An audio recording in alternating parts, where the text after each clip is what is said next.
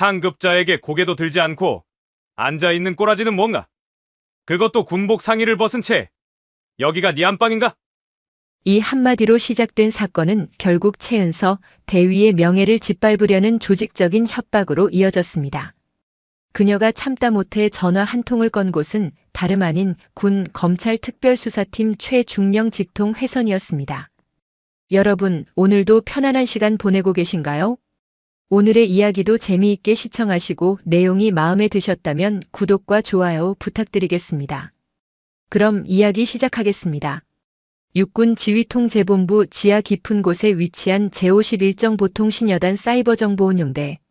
망자의 방이라 불리는 이곳의 공기는 늘 희뿌옇고 차가웠다. 전면의 초대형 전광판에는 한미연합지휘통제훈련인 불굴의 방패작전의 실시간 전술 데이터가 폭풍처럼 쏟아지고 있었다.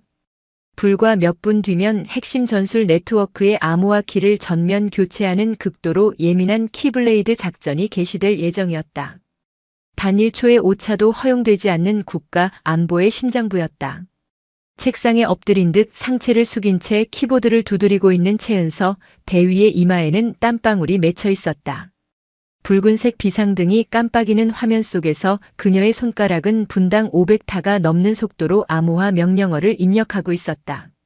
제복 상의를 벗고 검은색 방염 티셔츠만 입은 채 그녀는 평소라면 상상할 수도 없는 복장이었으나 이곳에서는 생존을 위한 최소한의 허용이었다. 낡은 작업용 전투복 왼쪽 소매에는 계급장 대신 사이버코어 문구가 새겨진 임무식별 패치가 붙어 있었다. 옆자리에서 작업하던 조한수 상사가 숨막히는 목소리로 속삭였다. 상사는 이미 얼굴이 창백해져 있었다. 대위님, 이제 알파 구역과의 통신 연결까지 5분 남았습니다. 마지막 점검 부탁드립니다. 미군 측에서도 초 단위로 확인하고 있습니다. 최 대위는 고개를 끄덕이는 대신 입술을 굳게 다문 채 마지막 보안 필터를 적용하는 명령어줄을 확인했다. 단 하나의 오타는 모든 것을 파국으로 몰고 갈 수 있었다. 그녀의 귀에 꽂힌 헤드셋에서는 미군 협력 요원의 다급한 영어 명령이 쉴 새 없이 쏟아지고 있었다. 그녀는 지금 한국군의 모든 사이버 역량을 대표하고 있었다. 바로 그때였다. 묵직한 군화 소리가 복도 쪽에서 들려왔다. 오늘의 훈련 총괄 기획팀 소속인 강준모 소령은 자신의 직책이 곧 통행증이라 여기는 인물이었다. 그는 날카롭게 다려진 정복과 완벽하게 빗어넘긴 머리, 그리고 손에 든 두꺼운 클립보드가 뿜어내는 권위로 이 차가운 방의 모든 공기를 얼어붙게 만들었다. 그는 훈련의 전술적 흐름이 아닌 오직 규율과 시각적 질서만을 좇는 인물이었다.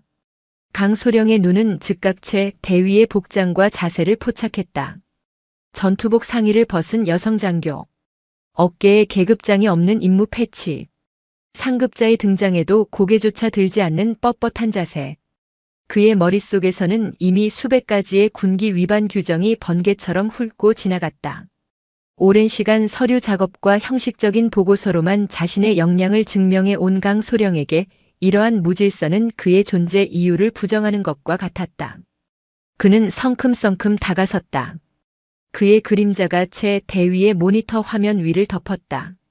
어이, 거기, 지금 뭐하는 태도인가? 채 대위는 손가락을 멈추지 않았다. 키블레이드 작전 개시까지는 이제 2분도 채 남지 않았다. 그녀는 지금 숨 쉬는 것조차 아까운 상황이었다. 그녀는 멈추는 대신 헤드셋 마이크를 향해 작은 목소리로 마지막 확인 코드를 의조렸다. 내가 묻고 있지 않나? 육군본부 기획관리참모부 소속 강준모 소령이다. 상급자에게 고개도 들지 않고 앉아있는 자세는 뭔가? 그것도 군복 상의를 벗은 채. 여기가 자네 안방인가? 강소령의 목소리는 방 전체를 울렸다. 조한수 상사가 눈치를 보며 강소령을 향해 조용히 손짓했으나 강소령은 그마저도 무시했다. 오히려 자신의 권위를 무시하는 하급자들을 향한 분노가 그의 도파민 분비를 자극하는 듯 했다. 채 대위는 마침내 마지막 코드를 입력하고 깊은 숨을 내쉬며 헤드셋을 벗어내려 놓았다. 그녀의 눈빛은 놀람이나 두려움이 아닌 극도의 피로와 짜증으로 가득 차 있었다. 죄송합니다. 제51정 보통신여단 사이버정보운용대 소속 최은서 대위입니다. 현재 연합 핵심 전술망 키블레이드 작전 실행 직전입니다. 복장 규정 위반은 이곳의 특수 상황을 고려한 것임을 보고 드립니다. 방금 전 소령님의 질문에 즉시 답할 수 없었던 점은 죄송합니다. 그녀는 정확하게 상황을 보고했지만 강 소령의 귀에는 변명으로밖에 들리지 않았다. 특히 자신의 직책과 계급 앞에서 특수 상황을 운운하는 채 대위의 단호한 태도가 그의 화를 더욱 돋구었다. 변명은 필요 없다. 군기는 규정이고 법이다. 자네의 그 오만한 눈빛과 건방진 태도부터가 문제야. 당장 이 자리에서 기립하여 상급자에게 경례를 다시 해. 자네의 계급과 이름 그리고 죄를 똑바로 말해. 강소령은 자신의 클립보드를 책상 위에 내려치며 고압적으로 명령했다. 책상 위 그녀의 노트북 오른쪽에는 알파 구역과의 마지막 보안 연결을 위한 물리적 연결선이 느슨하게 꽂혀 있었다. 채 대위는 자리에서 일어났다. 그녀가 일어서는 순간 그녀의 몸이 노트북을 감싸고 있던 각종 연결선을 스쳤다. 그리고 강소령이 흥분하여 몸을 앞으로 숙이며 그녀에게 더욱 가까이 다가서는 순간 그의 날카로운 구둣발이 데이터 전송을 위한 광 케이블을 건드렸다. 뚝. 아주 작은 소리였지만 그 순간 방 전체의 모든 소리가 멈춘 듯 했다. 채 대위는 곧바로 고개를 숙여 테이블을 확인했으나 이미 늦었다. 데이터 전송의 핵심이 되는 광 케이블의 연결부가 완전히 분리된 것을 확인했다. 소령님, 지금 뭐 하시는 겁니까? 연결선이 끊어졌습니다. 그녀의 목소리가 터져나오기 무섭게 방 전체를 압도하던 초대형 전광판의 핵심 전술망 데이터가 순간적으로 멈추더니 이내 붉은색 글씨와 함께 완전 실패라는 경고 문구가 번개처럼 깜빡이기 시작했다. 미군 측의 통신 채널에서도 이해할 수 없는 다급한 비명이 쏟아져 나왔다. 뭐 너? 이게 지금 무슨 소리야? 내가 뭘 했다는 건가? 자네가 건방지게 내 말을 무시하다가 자리를 뜨려 했으니 발생한 문제 아닌가? 당장 다시 연결해. 연결하라니깐. 강소령은 갑작스러운 파국에 당황했지만 순간적으로 자신의 잘못을 인정하는 대신 채 대위에게 모든 책임을 전가하려 했다. 그의 얼굴은 순식간에 붉게 달아올랐다. 그러나 채 대위의 얼굴은 이미 백지장처럼 하얗게 질린 채 전광판을 응시하고 있었다. 소령님 발에 케이블이 걸렸습니다. 키블레이드 작전은 실패했습니다. 아니, 실패가 아닙니다. 이 정도면 전술망 전체가 멈춥니다. 그녀의 비명과 함께 망자의 방 전체를 가득 채우고 있던 모든 장비에서 일제히 길고 날카로운 경고음이 울려 퍼지기 시작했다. 이는 단순히 훈련 중단 신호가 아니었다. 훈련이 아닌 실제 상황이었다면 한국군과 미군이 합동으로 운영하는 핵심 전술 통제망이 적의 공격이 아닌 아군 내부의 사소한 실수로 인해 순간적인 마비 상태에 빠진 것을 의미한다. 육군본부 기획관리참모부 소속으로 온 그는 단순히 훈련 상황을 시찰하러 왔으나 이제 그는 국가 안보를 위협하는 실제 상황의 주범이 되어버린 것이다. 강소령은 경고음과 함께 방으로 달려 들어오는 헌병 특임대와 연합사 요원들의 모습을 보며 등골로 차가운 얼음물이 쏟아지는 듯한 감각을 느꼈다. 그의 오만함은 이제 단순한 군기 위반이 아닌 군 작전 사상 최악의 재앙을 불러온 도화선이 되었다. 강소령의 머릿속은 하얗게 비었지만 수많은 보고서와 규정 집착으로 다져진 그의 본능은 재빨리 책임 전가라는 가장 비열한 생존 방식을 선택했다. 그는 뒤따라 들어온 조한수 상사를 향해 소리쳤다. 이 상사, 당장 저 대위를 통제해. 분명 이 대위가 자리를 이탈하려다가 선을 건드린 거야. 내가 똑똑히 봤어. 이건 명백한 직무태만이다. 당장 이 사실을 육군본부에 보고하도록 해. 그의 목소리는 격앙되어 있었으나 떨림을 감출 수 없었다. 이미 방으로 들어선 감찰과 소속 장교들과 헌병들은 전광판의 붉은 경고등과 함께 경보음을 울리는 각종 장비들을 보며 상황의 심각성을 즉시 인지했다. 헌병 특임대원들이 강소령과 채 대위 주위를 순식간에 에워쌌다. 채 대위는 이미 감정의 동요를 멈춘 듯 했다. 그녀는 바닥에 떨어진 광 케이블을 응시하더니 고개를 들어 강소령을 똑바로 바라보았다. 그 눈빛에는 더 이상의 분노나 짜증이 없었다. 오직 차가운 경멸만이 담겨 있었다. 그녀는 자신의 노트북을 조심스럽게 닫고 조한수 상사에게 나지막이 말했다. 상사님, 일단 긴급 복구 프로토콜 시사공 실행하세요. 지금은 블랙아웃 상태입니다. 데이터는 이미 파손되었을 겁니다. 그녀의 말은 이 상황이 일과성 사고가 아니라 복구 불가능한 손해임을 의미했다. 파국이었다. 10분도 채 지나지 않아 방의 철제 방화문이 육중한 소리를 내며 열렸다. 작전 총책임자인 제5군단장 이태규 중장이 날카로운 눈빛으로 상황실에 들어섰다. 그는 사령관 관사가 아닌 이곳 지하 벙커에서 며칠째 잠을 자고 있던 터라 그의 얼굴에는 극도의 피로와 분노가 뒤섞여 있었다. 그는 전광판의 붉은 경고등과 헌병 특임대에 둘러싸인 강소령과 채 대위를 단번에 포착했다. 이 중장은 조한수 상사에게 상황을 보고하라는 손짓을 보냈다. 조 상사는 떨리는 목소리로 강소령의 불필요한 현장 간섭과 규율 위반 지적이 발생한 경위를 설명했다. 그리고 광 케이블이 분리된 결정적인 순간 강소령의 발이 선에 걸려 넘어지려는 장면을 자신이 목격했음을 보고했다. 그러나 강소령은 상사의 보고가 끝나기도 전에 격렬하게 반발했다. 중장님, 상사의 보고는 거짓입니다.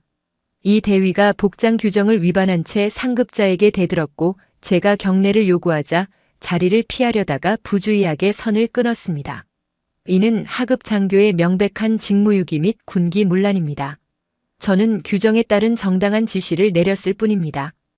강소령의 목소리는 중장의 분노가 자신에게 향하지 않도록 필사적으로 방어하는 울부짖음과 같았다. 이 중장은 잠시 아무 말도 하지 않았다. 그는 전광판의 시스템 꺼짐 경고를 그리고 그 옆에 붙어있는 키블레이드 작전 실패 메모지를 응시했다. 그는 강소령의 주장과 채 대위의 얼굴을 번갈아 보았다. 마침내 그의 입이 열렸다. 채 대위. 그의 목소리는 낮고 차가웠다. 보고해. 자네가 수행 중이던 임무의 중요도 그리고 현재 발생한 손실의 규모를 숫자로 보고해. 채 대위는 강소령처럼 변명하거나 감정적으로 호소하지 않았다. 그녀는 기계처럼 정확한 숫자를 제시했다. 중장님, 알파 구역과의 전술 통신 키 교체 실패로 인해 작전망 전체의 암호화 무결성이 파손되었습니다. 현재 통신을 재개할 경우 데이터 노출 위험도는 98%에 달합니다. 이는 훈련이 아닌 실제 상황이었다면 세계 군단의 전술 지휘 체계가 적에게 실시간으로 노출되었음을 의미합니다. 작전 시스템의 완전한 복구까지는 최소 12시간이 소요되며 연합사와의 모든 지휘 통신망은 일시적으로 수동으로 전환해야 합니다.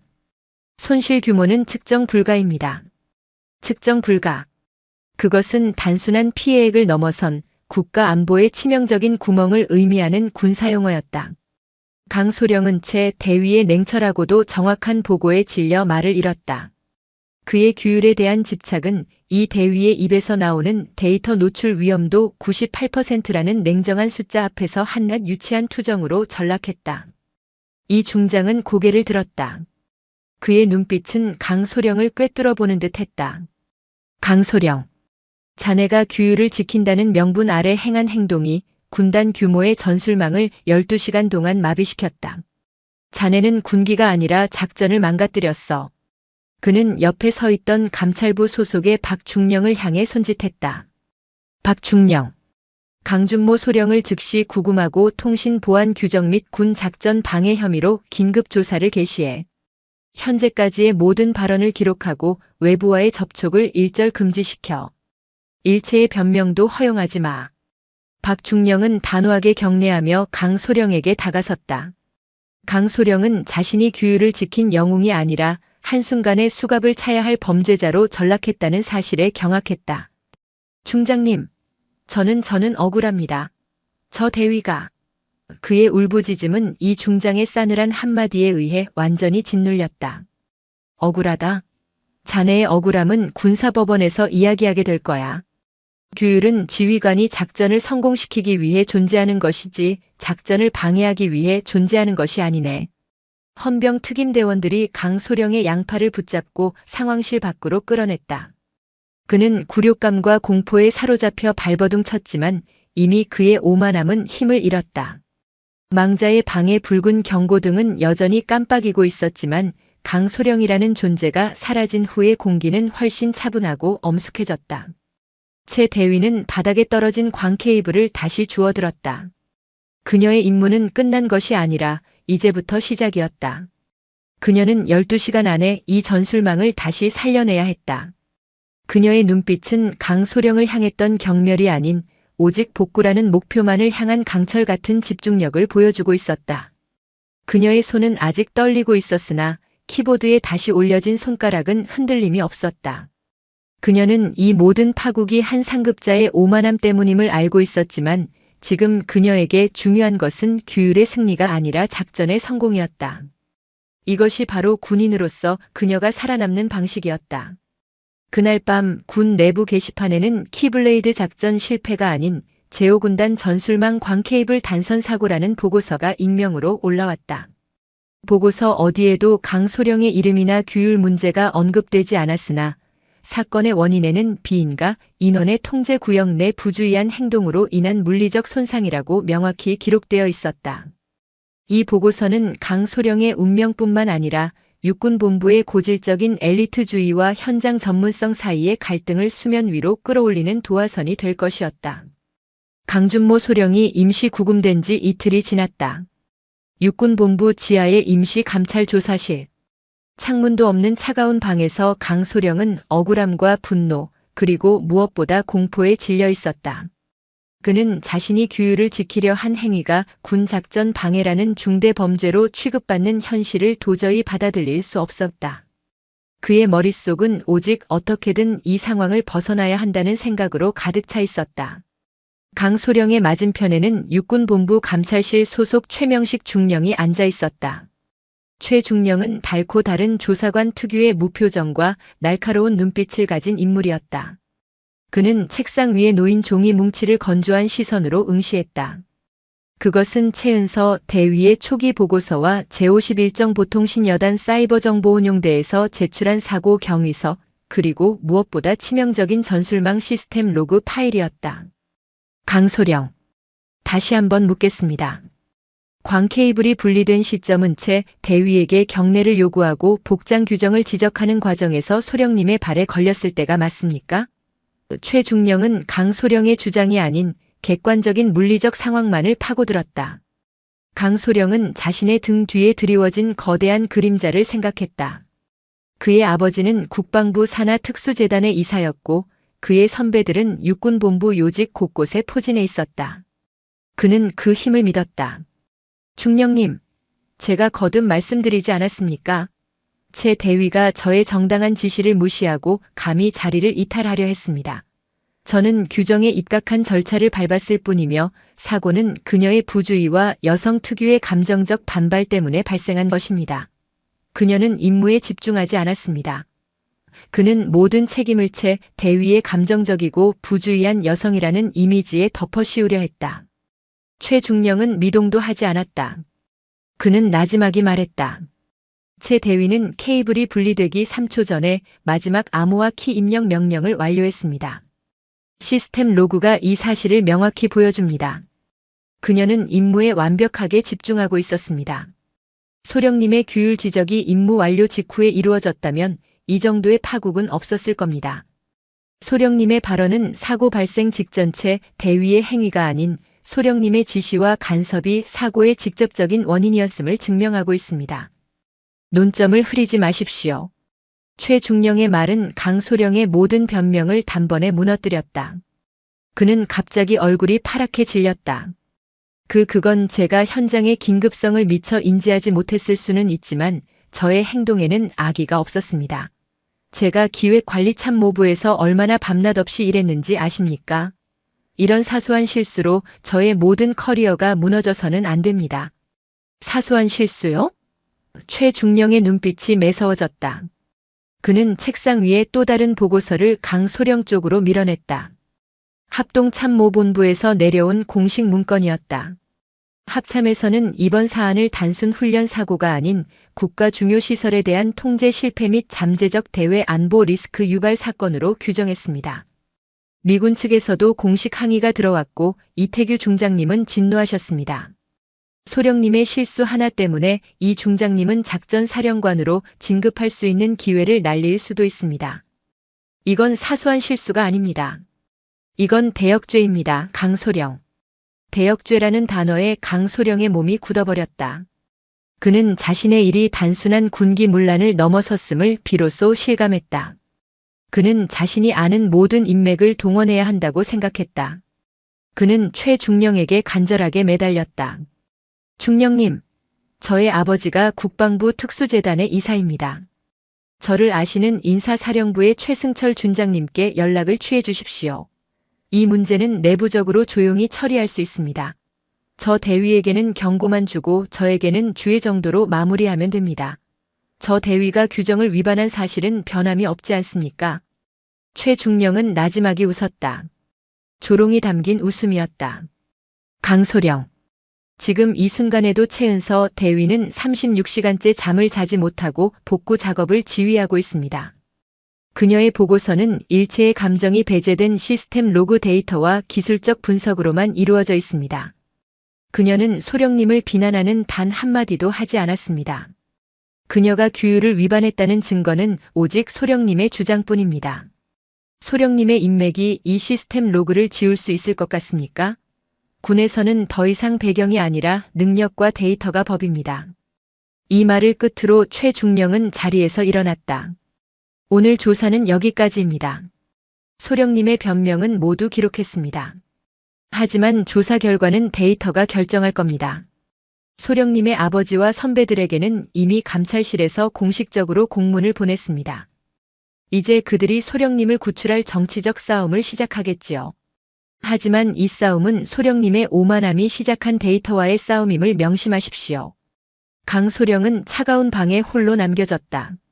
그의 머릿속에서는 최은서 대위의 냉정한 얼굴과 데이터 노출 위험도 98%라는 숫자가 끊임없이 교차했다. 그는 규율과 권위가 아니라 바로 그 숫자가 자신의 목을 조르고 있음을 깨달았다. 그는 이제 밖에서 벌어질 자신의 커리어를 건 치열한 정치적 줄다리기에 모든 것을 맡길 수밖에 없었다. 그의 운명은 더 이상 그의 손에 있지 않았다. 강준모 소령이 감찰실에 구금된 채 수사가 진행되는 동안 육군본부의 상층부는 말 그대로 소용돌이에 휩싸였다. 핵심은 군단급 전술망 마비라는 치명적인 오점 위에 놓인 강소령의 배경이었다. 강소령의 선배인 인사사령부의 최승철 준장이 가장 먼저 움직였다. 그는 육군본부 인사처와 기획참모부를 통해 감찰실에 은밀한 압력을 넣기 시작했다. 최 준장은 감찰실장에게 전화를 걸어 이번 사고는 하급 장교의 부주의와 현장 통제 실패에서 비롯된 것이라며 강소령의 책임은 규율 준수 독려 과정에서의 과실 정도로 축소해야 한다고 노골적으로 요구했다. 그의 논리는 단순했다. 육군본부 엘리트 장교가 일선 하급 장교의 사소한 실수 때문에 커리어를 망치게 해서는 안 된다. 군의 위계 질서와 사기를 위해서라도 최 대위에게 책임을 물어야 한다. 이러한 상부의 압력은 최은서 대위에게 고스란히 전달되었다. 최 대위는 12시간의 사투 끝에 전술망을 수동으로 복구하는 임무를 완수한 직후 소속 부대인 제51정 보통신여단 김창호 여단장실로 불려갔다. 김 여단장은 최 대위의 능력을 높이 평가하는 인물이었지만 동시에 육군본부의 정치적 기류를 누구보다 잘 아는 베테랑이었다. 김 여단장은 담배 연기를 길게 내뿜으며 최 대위에게 말했다. 최 대위, 자네 보고서가 너무 정확했어. 광케이블 단선 원인 비인가 인원의 물리적 충격 이건 빼도 박도 못하는 사실이야. 하지만 그 비인가 인원이 누구인지 그리고 그가 육본의 강소령이라는 사실 때문에 문제가 커졌어. 윗선에서는 이 문제가 여군 장교의 규율 위반으로 인한 것으로 마무리되기를 원하고 있어. 김 여단장은 책상 위에 놓인 종이 한 장을 채 대위에게 밀어보였다. 그것은 육군본부의 모 참모 명의로 작성된 보고서 수정 가이드라인이었다. 거기에는 사고 원인체 대위의 복장 불량 및 기강 해이로 인한 현장 통제 미흡으로 변경하고 강소령에 대한 언급을 정당한 지시를 내린 인원으로 처리하라는 내용이 적혀 있었다. 사실을 왜곡하라는 명령이었다. 최 대위는 종이를 들어 눈으로 훑었다. 그녀의 심장은 분노로 인해 차갑게 굳어 있었다. 여단장님, 제가 임무를 완수한 직후에 저의 경험과 양심을 팔라는 지시를 받아야 합니까? 제가 만약 보고서를 수정한다면 그것은 저의 직무유기가 될 뿐만 아니라 이후 발생하는 모든 전술망 사고의 책임이 규율을 지키지 않은 하급 기술 장교에게 전가된다는 선례를 남기는 것입니다. 저는 그럴 수 없습니다. 그녀의 목소리는 조용했지만 그 어떤 고함보다 단호했다. 김 여단장은 담배를 비벼 끄며 한숨을 쉬었다. 나도 자네 심정을 이해한다. 하지만 자네가 버틴다면 자네는 조직의 명령을 거부한 하급 장교라는 굴레를 뒤집어쓰게 될 거야. 강소령은 잠시 징계를 받을지 몰라도 자네는 평생 윗선에 찍힌 장교라는 꼬리표를 달고 살아야 해. 자네의 커리어는 이것으로 끝날 수도 있어. 이게 군대야, 최 대위. 제 커리어가 끝나는 한이 있더라도 진실이 왜곡되는 것은 맞겠습니다. 최 대위는 여단장의 위협에도 눈 하나 깜짝하지 않았다. 저는 현장에서 전술망 전체의 붕괴를 경험했습니다. 단 하나의 사소한 규율이 수십만 명의 생명을 위협할 수 있음을 제 눈으로 봤습니다.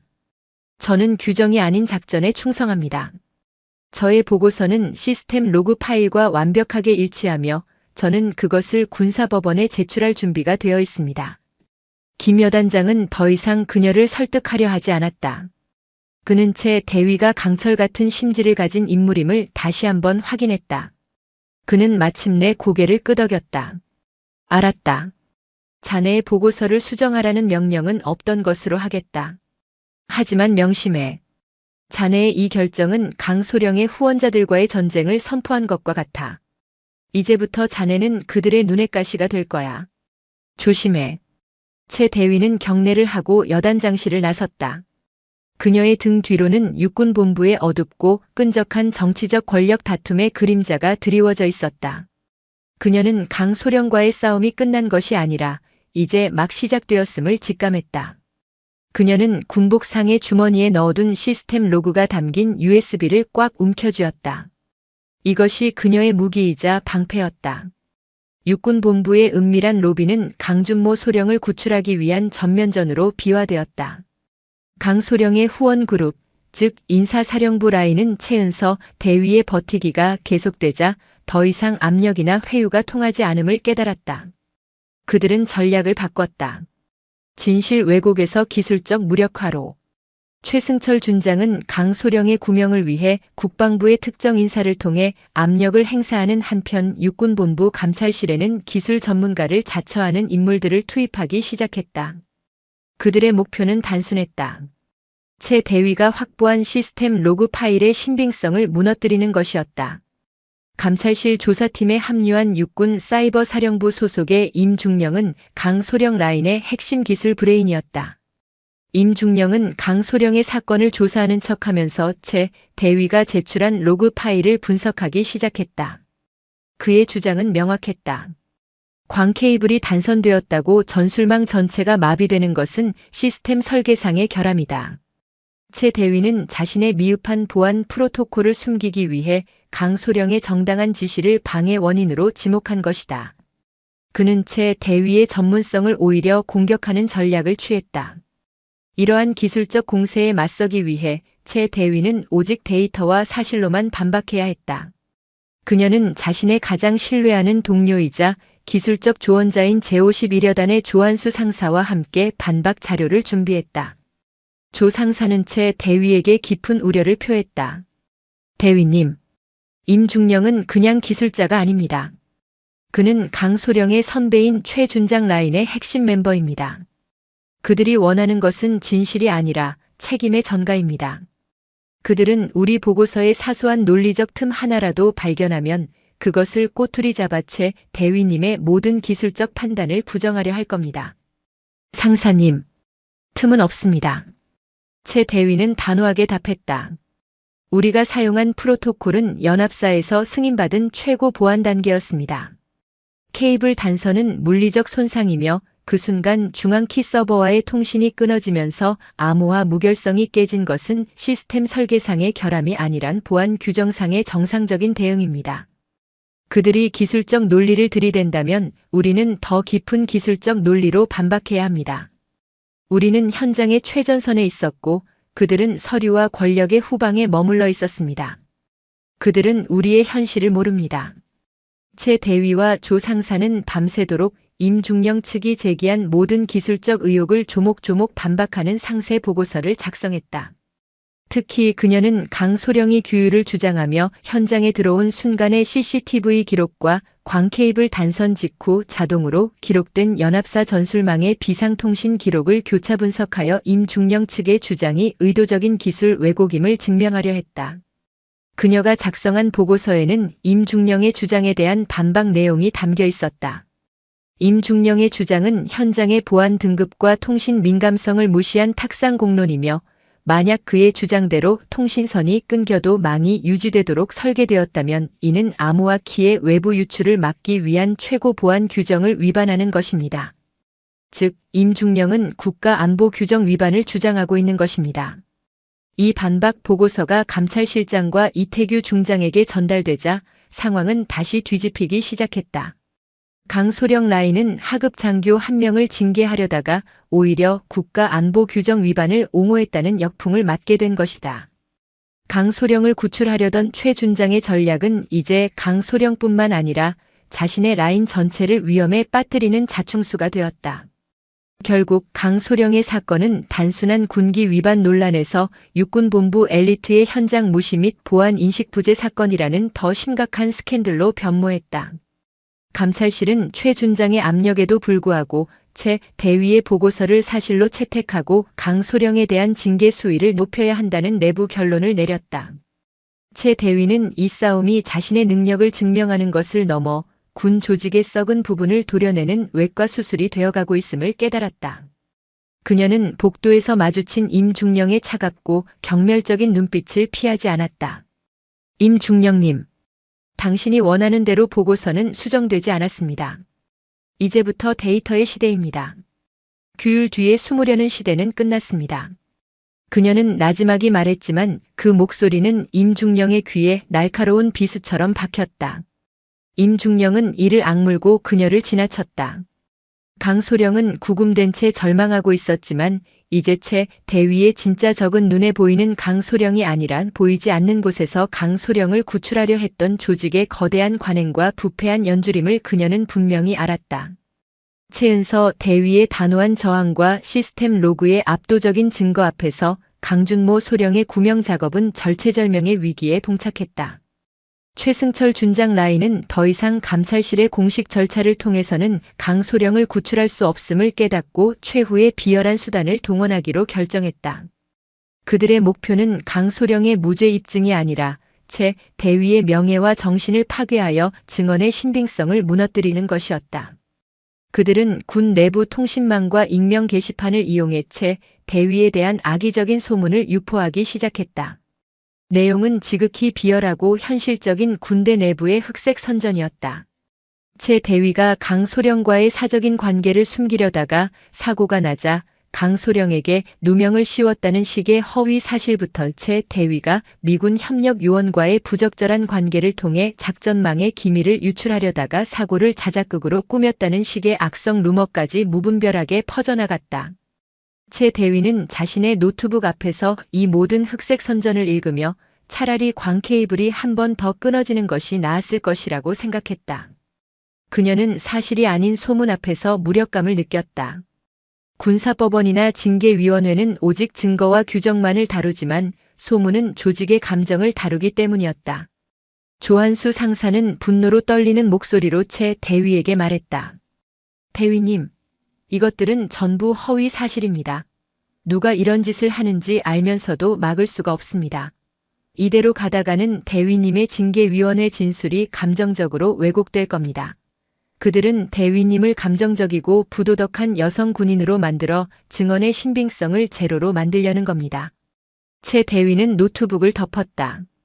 그녀의 눈빛은 이전보다 더욱 차갑고 단단해졌다. 상사님, 그들이 저에게 분노하는 이유는 제가 여군이어서가 아니라 제가 진실을 말하는 기술 장교이기 때문입니다. 그들이 제 성별과 사생활을 공격하는 것은 그들이 기술적 논리와 데이터로 저를 이길 수 없다는 것을 스스로 인정하는 것입니다. 그녀는 곧바로 김창호 여단장에게 공식적으로 군 내부 명예훼손 및 모욕죄로 해당 루머를 유포한 인물들을 수사해 줄 것을 요청하는 진정서를 제출했다. 진정서에는 그녀의 사생활에 대한 해명은 단 한 줄도 없었다. 오직 이러한 근거 없는 허위 사실 유포는 작전 임무 수행을 방해하고 군의 통신 보안에 대한 대외적 신뢰를 떨어뜨리는 명백한 이적 행위라는 단호한 주장만이 담겨 있었다. 김 여단장은 채 대위의 대범하고 냉철한 대응에 오히려 놀랐다. 그는 채 대위의 진정서를 곧바로 육군본부 헌병단으로 이첩했다. 이로써 강소령 사건은 기술적 과실을 넘어 군 내부의 고질적인 성차별과 인권 문제로까지 확대되었다. 최 준장 라인은 자신들의 비열한 공격이 오히려 채 대위에게 도덕적 정당성과 여론의 관심이라는 강력한 무기를 쥐어주었음을 깨닫고 패닉에 빠졌다. 감찰실에서는 강소령에 대한 징계 절차를 마무리 짓기 위해 최종적으로 강소령을 소환했다. 강소령은 자신이 구금된 동안 밖에서 벌어진 흑색 선전의 전모를 알고 있었다. 그는 채 대위의 진정서가 자신에게 유리하게 작용할 것이라 굳게 믿고 있었다. 조사관인 최명식 중령 앞에서 강소령은 이 기회를 놓치지 않았다. 중령님, 제가 규율을 지적했던 하급 장교가 이토록 부도덕하고 부적절한 사생활을 가지고 있었다니 그녀의 보고서는 믿을 수 없습니다. 그녀는 자신의 죄를 덮기 위해 저에게 누명을 씌운 것입니다. 최 중령은 무표정하게 강소령을 응시했다. 그는 책상 위에 놓인 종이 한 장을 강소령에게 밀어보였다. 그것은 채 대위가 제출한 진정서였다. 강소령. 이 진정서 어디에도 채 대위의 사생활에 대한 해명은 없습니다. 오직 작전 방해와 이적 행위에 대한 분노만이 담겨 있습니다. 그리고 이 진정서가 접수된 직후 루머를 유포했던 익명 계정의 IP를 추적한 결과 놀랍게도 소령님의 직속 후배의 사무실 컴퓨터에서 해당 글이 작성되었음이 밝혀졌습니다. 강소령의 얼굴에서 핏기가 가셨다. 그의 마지막 발악이 자신에게 가장 치명적인 칼날이 되어 돌아왔다. 루머 유포의 배후가 강소령의 라인임이 공식적으로 밝혀진 것이다. 최 중령은 단호하게 말했다. 강소령. 이제 당신의 혐의는 단순한 작전 방해를 넘어 허위 사실 유포를 통한 증인에 대한 부당한 압력 행사 및 조직적 명예훼손으로 확대되었습니다. 징계위원회 회부와 함께 군사법원 기소도 불가피해졌습니다. 강소령은 절망 속에서 몸을 떨었다. 규율 뒤에 숨으려 했던 그의 오만함은 이제 그가 가장 경멸했던 비열함이라는 이름으로 되돌아왔다. 그의 엘리트 커리어는 한낱 하급 장교의 강철 같은 진실과 냉철한 증거 앞에서 완전히 붕괴했다. 강준모 소령의 징계위원회는 육군본부 대강당에서 열렸다. 대강당은 정복을 갖춰 입은 수많은 장교들로 가득 찼는데 이는 단순한 징계가 아닌 육군 엘리트주의와 현장 전문성 간의 치열한 전쟁을 상징하는 자리였기 때문이다. 위원장으로는 인사사령부 소속이 아닌 교육사령부 소속의 덕망 높은 권영진 중장이 임명되어 공정성을 확보했다. 강소령은 자신이 저지른 과실을 인정하는 대신 여전히 자신의 행동을 규율 준수를 위한 정당한 지시로 포장하며 억울함을 호소했다. 그의 변호인은 최은서 대위가 복장 규정을 위반한 사실과 현장 책임자의 통제 미흡도 사고의 원인이 될 수 있음을 강조하며 강소령의 책임을 축소하려 했다. 이 논리적 공방의 중심에는 오직 최은서 대위의 증언과 그녀가 제출한 시스템 로그 파일이 있었다. 최 대위는 증인석에 섰다. 그녀는 군복 상의를 단정하게 차려입고 흐트러짐 없는 자세로 앉았다. 그녀의 증언은 감정이라고는 찾아볼 수 없는 냉철한 기술 보고 그 자체였다. 강소령님의 지적이 있기 3초 전, 저는 연합사와의 최종 암호화 키 전송 명령을 완료했습니다. 광 케이블 단선은 그 후 발생했습니다. 단선 순간 통신 프로토콜은 자동으로 보안 키 파기 절차를 밟았으며 이는 외부 유출을 막기 위한 최고 보안 규정에 따른 정상적인 작동입니다. 소령님의 발언은 이 정상적인 보안 절차를 작전 방해로 오인하여 발생한 물리적 충격이었습니다. 그녀는 이어 광 케이블 단선 직후 시스템이 남긴 물리적 충격 센서 로그와 미군 측 전술망의 비상통신 기록을 교차 분석한 결과를 제시했다. 이 데이터는 강소령의 발이 케이블을 건드린 정확한 시점과 그로 인해 전술망이 마비된 시점을 밀리초 단위로 일치시켰다. 어떤 말도 어떤 변명도 이 과학적인 증거를 반박할 수 없었다. 강소령의 변호인이 채 대위의 복장 규정 위반과 루머 유포 사건을 언급하며 그녀의 도덕성을 공격하려 하자 위원장인 권영진 중장이 날카롭게 제지했다. 변호인은 논점을 흐리지 마십시오. 이 징계위원회는 군 작전의 성공과 실패에 대한 책임을 묻는 자리입니다. 하급 장교의 사생활이나 복장 규정이 군단급 통신망 마비라는 결과를 정당화할 수 없습니다. 증인은 이 자리에서 사실만을 말했고 그 사실을 데이터가 입증했습니다. 더 이상의 감정적인 논쟁은 무의미합니다. 권 중장의 단호한 발언은 강소령 라인의 마지막 기대를 완전히 꺾었다. 징계위원회는 곧바로 무기명 투표에 들어갔다. 결과는 만장일치였다. 강준모 소령은 군 작전 방해, 지휘권 남용, 허위 보고 및 조직적 증인 압박의 혐의로 파면 또는 정직 이상의 중징계가 불가피하다는 결론을 내렸다. 결과가 발표되자 대강당에는 무거운 침묵이 흘렀다. 강소령은 그 자리에서 무너져 내렸다. 그의 엘리트 코스는 한낱 하급 장교의 강철 같은 진실과 데이터 앞에서 종말을 고한 것이다. 파면은 군인으로서의 모든 것을 잃는 가장 치욕적인 처벌이었다. 징계위원회 후 최은서 대위는 육군본부의 작은 복도에서 자신을 응원해준 조한수 상사와 마주쳤다. 조 상사는 흥분된 목소리로 말했다. 대위님, 보셨습니까? 결국 진실이 이겼습니다. 그 강소령의 오만함이 드디어 대가를 치렀습니다. 최 대위는 조용히 고개를 저었다. 상사님, 진실이 이겼을지는 몰라도 전쟁이 끝난 것은 아닙니다. 강소령은 그들의 꼬리일 뿐이었습니다. 그를 구하려 했던 몸통들은 여전히 남아 있습니다. 그리고 그들은 자신들의 체면을 구긴 대가를 반드시 치르려 할 겁니다.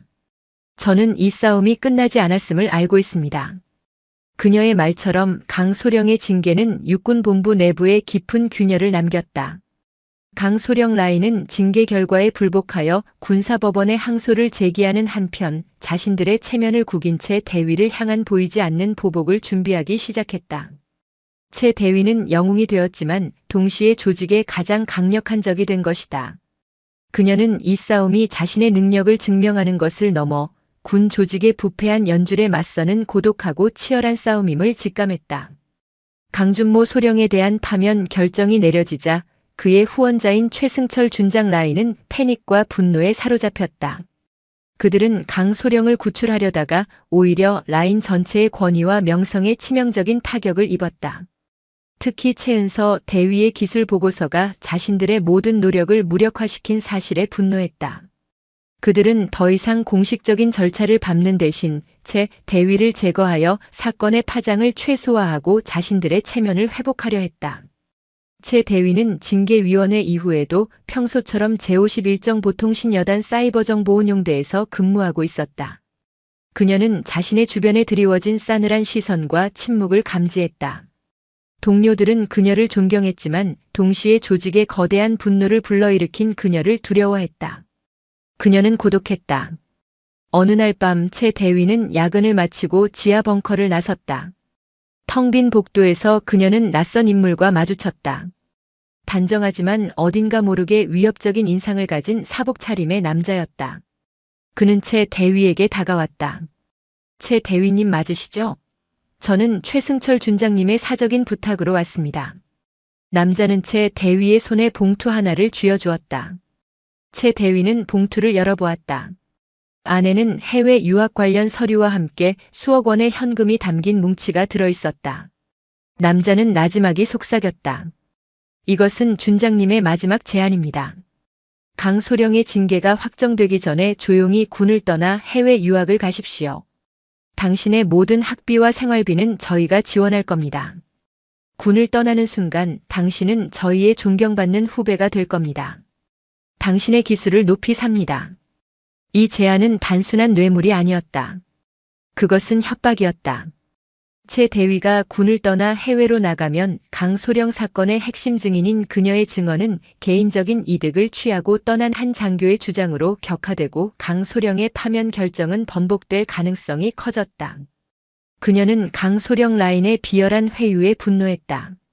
최 대위는 봉투를 남자의 얼굴에 던지듯 돌려주었다. 저는 돈이나 해외 유학 때문에 군인이 된 것이 아닙니다. 그리고 저는 진실을 돈으로 팔지 않습니다. 돌아가서 최 준장님께 전하세요. 저는 군사법원에서 진실을 말할 것이며 단 한치의 물러섬도 없을 것이라고요. 남자의 얼굴이 차갑게 굳어졌다. 그는 더 이상 친절한 얼굴을 하지 않았다. 최 대위님, 당신의 오만함이 당신을 지켜줄 수 없을 겁니다. 군대는 당신 같은 고집불통을 필요로 하지 않습니다. 당신이 이 제안을 거절하면 당신의 기술뿐만 아니라 생존 자체가 위험해질 수 있음을 명심하십시오. 최 대위는 단호하게 남자를 지나쳐 걸어갔다. 그녀는 자신의 등 뒤에서 느껴지는 위협적인 시선을 무시했다. 그녀는 이제 단순한 징계 싸움이 아니라 생존을 건 싸움에 돌입했음을 직감했다. 그날 이후 최 대위의 일상은 철저히 감시받기 시작했다. 그녀의 통신 장비는 알 수 없는 이유로 자주 불통이 되었고 그녀의 개인 차량에는 미세한 흠집이 발견되곤 했다. 그녀는 이 모든 것이 최 준장 라인에 보이지 않는 압력임을 알고 있었다. 그녀는 사적인 생활을 최소화하고 모든 외부 접촉을 끊은 채 오직 자신만의 방패를 만드는 데 집중했다. 그녀의 방패는 다름 아닌 더 많은, 더 강력한 데이터였다. 그녀는 강소령 사건 당시의 시스템 로그뿐만 아니라 육군본부 기획관리참모부에서 강소령이 주도했던 다른 작전 계획의 보안 규정 준수 여부까지 비밀리에 조사하기 시작했다. 강소령의 오만함이 다른 곳에서도 사고를 쳤을 것이라는 직감 때문이었다. 최 대위의 예상은 적중했다. 강소령이 주도했던 차세대 지휘통제 시스템 도입 사업에서 심각한 보안 규정 위반이 발견된 것이다. 강소령은 신속한 사업 추진을 명분으로 비인가된 업체의 핵심 알고리즘을 유출시키고 이 과정에서 막대한 리베이트를 받았을 정황이 포착되었다. 이 사실은 단순한 규율 위반을 넘어 군납 비리 및 국가 기밀 유출이라는 훨씬 거대한 범죄를 의미했다. 최 대위는 자신이 강소령의 개인적인 실수를 파헤치려다가 최 준장 라인을 포함한 조직적인 부패의 몸통을 건드렸음을 깨달았다. 그녀는 확보한 모든 증거를 암호화된 파일로 만들어 자신의 가장 안전한 곳에 보관했다. 이 증거는 강소령에 대한 파면을 확정짓는 결정적인 증거일 뿐만 아니라 그녀가 최 준장 라인의 위협으로부터 자신을 지킬 수 있는 최후의 무기였다. 그녀는 이제 더 이상 하급 장교가 아니었다. 그녀는 육군본부의 가장 어두운 비밀을 움켜쥔 고독한 사냥꾼이었다. 그녀는 이 증거를 적절한 시점에 적절한 방법으로 터뜨려야 자신이 살고 군 조직의 정의를 바로 세울 수 있음을 알고 있었다. 강준모 소령에 대한 징계위의 파면 결정 이후 강소령의 변호인단은 군사법원에 항소를 제기했다. 그들은 최은서 대위가 확보한 시스템 로그의 기술적 해석에 오류가 있음을 주장하며 사건의 본질을 하급 장교의 부주의로 인한 통신사고로 되돌리려 했다. 최승철 준장 라인은 군사법원 내에 자신들의 인맥을 총동원하여 재판에 압력을 가했다. 군사법원의 항소심은 치열한 법적 진실 공방의 장이 되었다. 최 대위는 증인으로 다시 법정에 섰다. 이번에는 강소령의 변호인뿐만 아니라 최 준장 라인에서 고용한 민간의 기술 전문가까지 동원되어 최 대위의 증언을 공격했다. 민간 기술 전문가는 최 대위에게 날카롭게 질문했다. 최 대위는 광케이블 단선이 전술망 마비의 유일한 원인이라고 주장했습니다. 하지만 저희 분석으로는 단선 직후 자동으로 전환되지 않은 백업 시스템에 더 큰 책임이 있습니다. 이는 시스템 관리자인 최 대위의 직무유기가 아닙니까? 당신의 논리대로라면 사소한 단선에도 국가 안보가 붕괴된다는 것인데 이는 시스템 결함을 은폐하려는 당신의 비겁한 변명이 아닙니까? 법정은 술렁였다. 이 주장은 최 대위의 보고서에 대한 가장 강력하고도 치명적인 공격이었다. 강소령은 법정에서 승리를 예감한 듯 비릿한 미소를 지었다. 하지만 최 대위는 조금도 흔들리지 않았다. 그녀는 침착하게 그러나 단호하게 반박했다. 변호인 측 전문가의 주장은 보안 등급에 대한 기본적인 이해가 없는 억지 주장입니다. 전술망은 키블레이드 작전 중에는 외부의 어떤 공격도 차단하는 최고 보안 단계로 진입했습니다. 이 단계에서는 데이터 유출 방지가 최우선 목표이기에 물리적 단선이 발생할 경우 백업 시스템으로 전환하는 것이 아니라 암호화 키를 파기하고 전술망을 일시적으로 블랙아웃 시키는 것이 규정입니다. 만약 백업 시스템으로 자동 전환되었다면 파기되어야 할 암호화 키가 백업망을 통해 외부로 유출되었을 가능성이 98%에 달합니다. 저희는 안보를 지키기 위해 규정을 준수한 것이지 결함을 은폐한 것이 아닙니다. 오히려 백업을 주장하는 것은 국가 기밀 유출을 옹호하는 것과 같습니다. 채 대위의 반박은 법정의 모든 군 관계자들을 경악시켰다. 그녀는 단 한 번의 증언으로 최고 보안 규정을 방패 삼아 상대방의 모든 논리를 국가 안보 위협으로 둔갑시켰다. 강소령 측 변호인은 더 이상 반박하지 못하고 얼굴이 창백해졌다. 재판이 막바지에 이르렀을 때 채 대위는 마지막으로 준비했던 증거를 제출했다. 그것은 강소령이 차세대 지휘 통제 시스템 도입 사업에서 비인가 업체의 핵심 알고리즘을 유출한 정황이 담긴 암호화된 파일이었다. 존경하는 재판장님. 저는 이 사건이 강소령의 단순한 규율 지적 과실이 아님을 증명하기 위해 강소령이 주도했던 다른 사업의 보안 규정 준수 여부를 검토했습니다. 이 파일에는 강소령이 자신의 직위를 이용해 막대한 리베이트를 받고 국가 기밀을 유출한 명백한 정황이 담겨 있습니다. 그의 오만함은 단순한 성격 문제가 아니라 군 조직 전체를 병들게 하는 부패의 일부였음을 증명합니다. 군사법원은 이 사실을 간과해서는 안 될 것입니다. 채 대위가 제출한 이 증거는 법정에 폭탄을 던진 것과 같았다. 군사법원의 재판관들은 그 즉시 재판을 중단하고 비공개 심리에 들어갔다. 강소령은 자신의 비리 사실이 법정에서 폭로되자 공포와 분노로 떨리는 몸을 가누지 못하고 바닥에 주저앉았다. 며칠 뒤 군사법원은 강준모 소령에게 파면을 선고했다. 파면 사유는 군 작전 방해와 지휘권 남용 외에 군 기밀 유출 및 군납 비리 정황 포착이 추가되었다. 강소령은 군인으로서의 모든 명예와 연금을 박탈당하는 가장 치욕적인 방식으로 군을 떠나게 되었다. 이 사건은 단순한 하급 장교의 승리가 아니었다. 그것은 군 조직의 깊은 부패와 연줄이 한 여성 장교의 능력과 양심 앞에 무릎 꿇은 전례 없는 사건으로 기록되었다. 채 대위는 이제 강소령이라는 꼬리를 자르는 것을 넘어 최승철 준장이라는 몸통을 향한 거대한 전쟁을 시작한 것이다. 강준모 소령의 파면과 군 기밀 유출 정황이 공식적으로 군사법원을 통해 확인되자 사건은 단순한 징계를 넘어 대규모의 군납 비리 수사로 확대되었다. 육군본부는 더 이상 이 사건을 덮을 수 없었다. 국방부 장관의 지시로 군 검찰 특별수사팀이 꾸려졌고 최은서 대위는 핵심 증인이자 자문요원으로 특별수사팀에 합류하게 되었다. 채 대위의 합류는 군 검찰 내부에서도 큰 논란을 불러왔다. 그녀는 능력은 인정받았지만 동시에 최승철 준장 라인에게는 눈엣 가시이자 제거 대상이었기 때문이다. 특별수사팀 내부에는 강소령 라인의 인맥이 심어놓은 첩자들이 존재했고 채 대위의 모든 수사 동향은 실시간으로 최 준장에게 보고되고 있었다. 채 대위는 이러한 내부의 적들을 알고 있었지만 개의치 않았다. 그녀의 목표는 오직 하나, 강소령을 구하려 했던 몸통을 잡는 것이었다.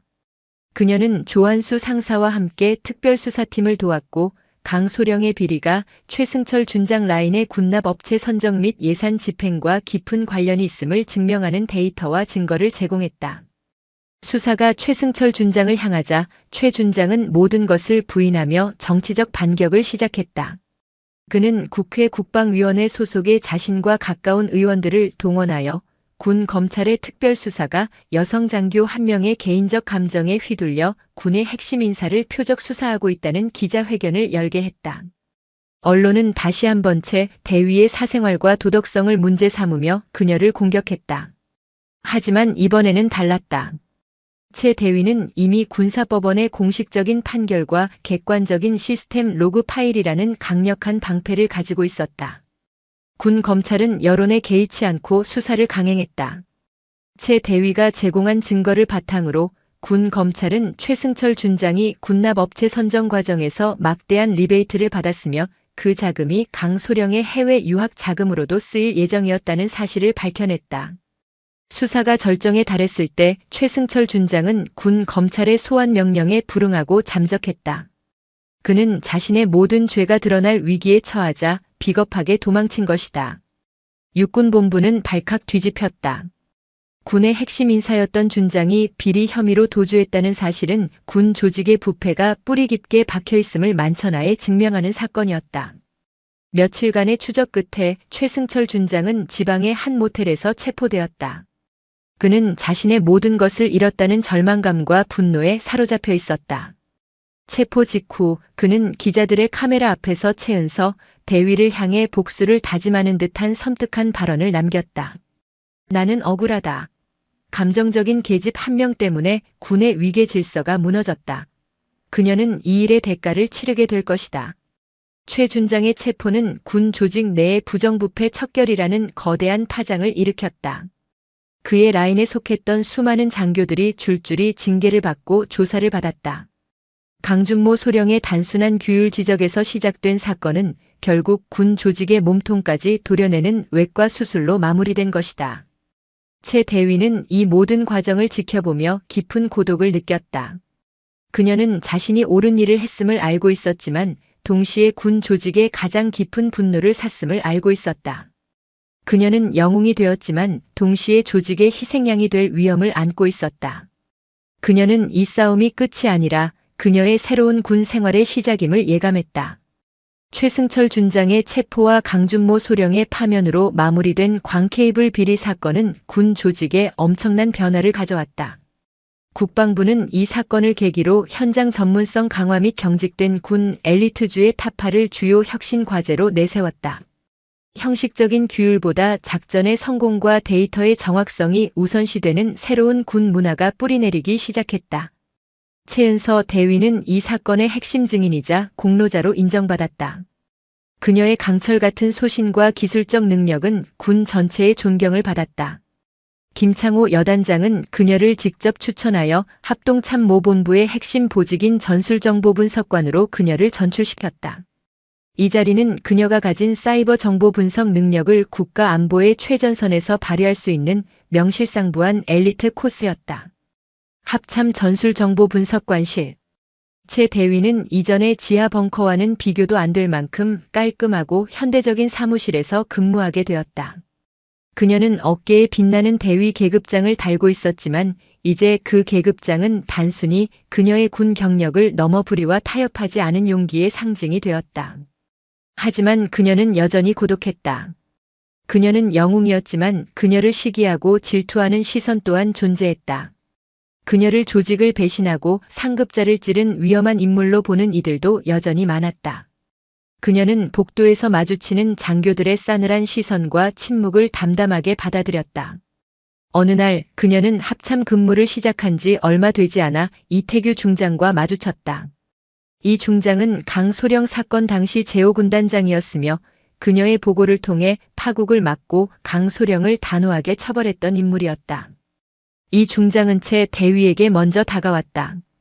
이 중장은 파국 직전의 현장에서 강소령을 단호하게 처리한 공로를 인정받아 합동참모차장으로 영전하여 이제 군의 핵심 수뇌부에 속해 있었다.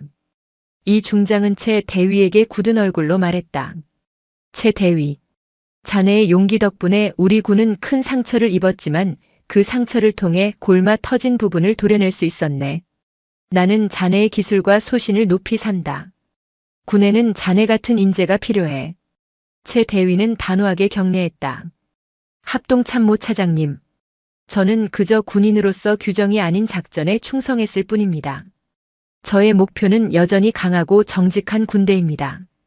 이 중장은 그녀의 눈빛을 응시했다.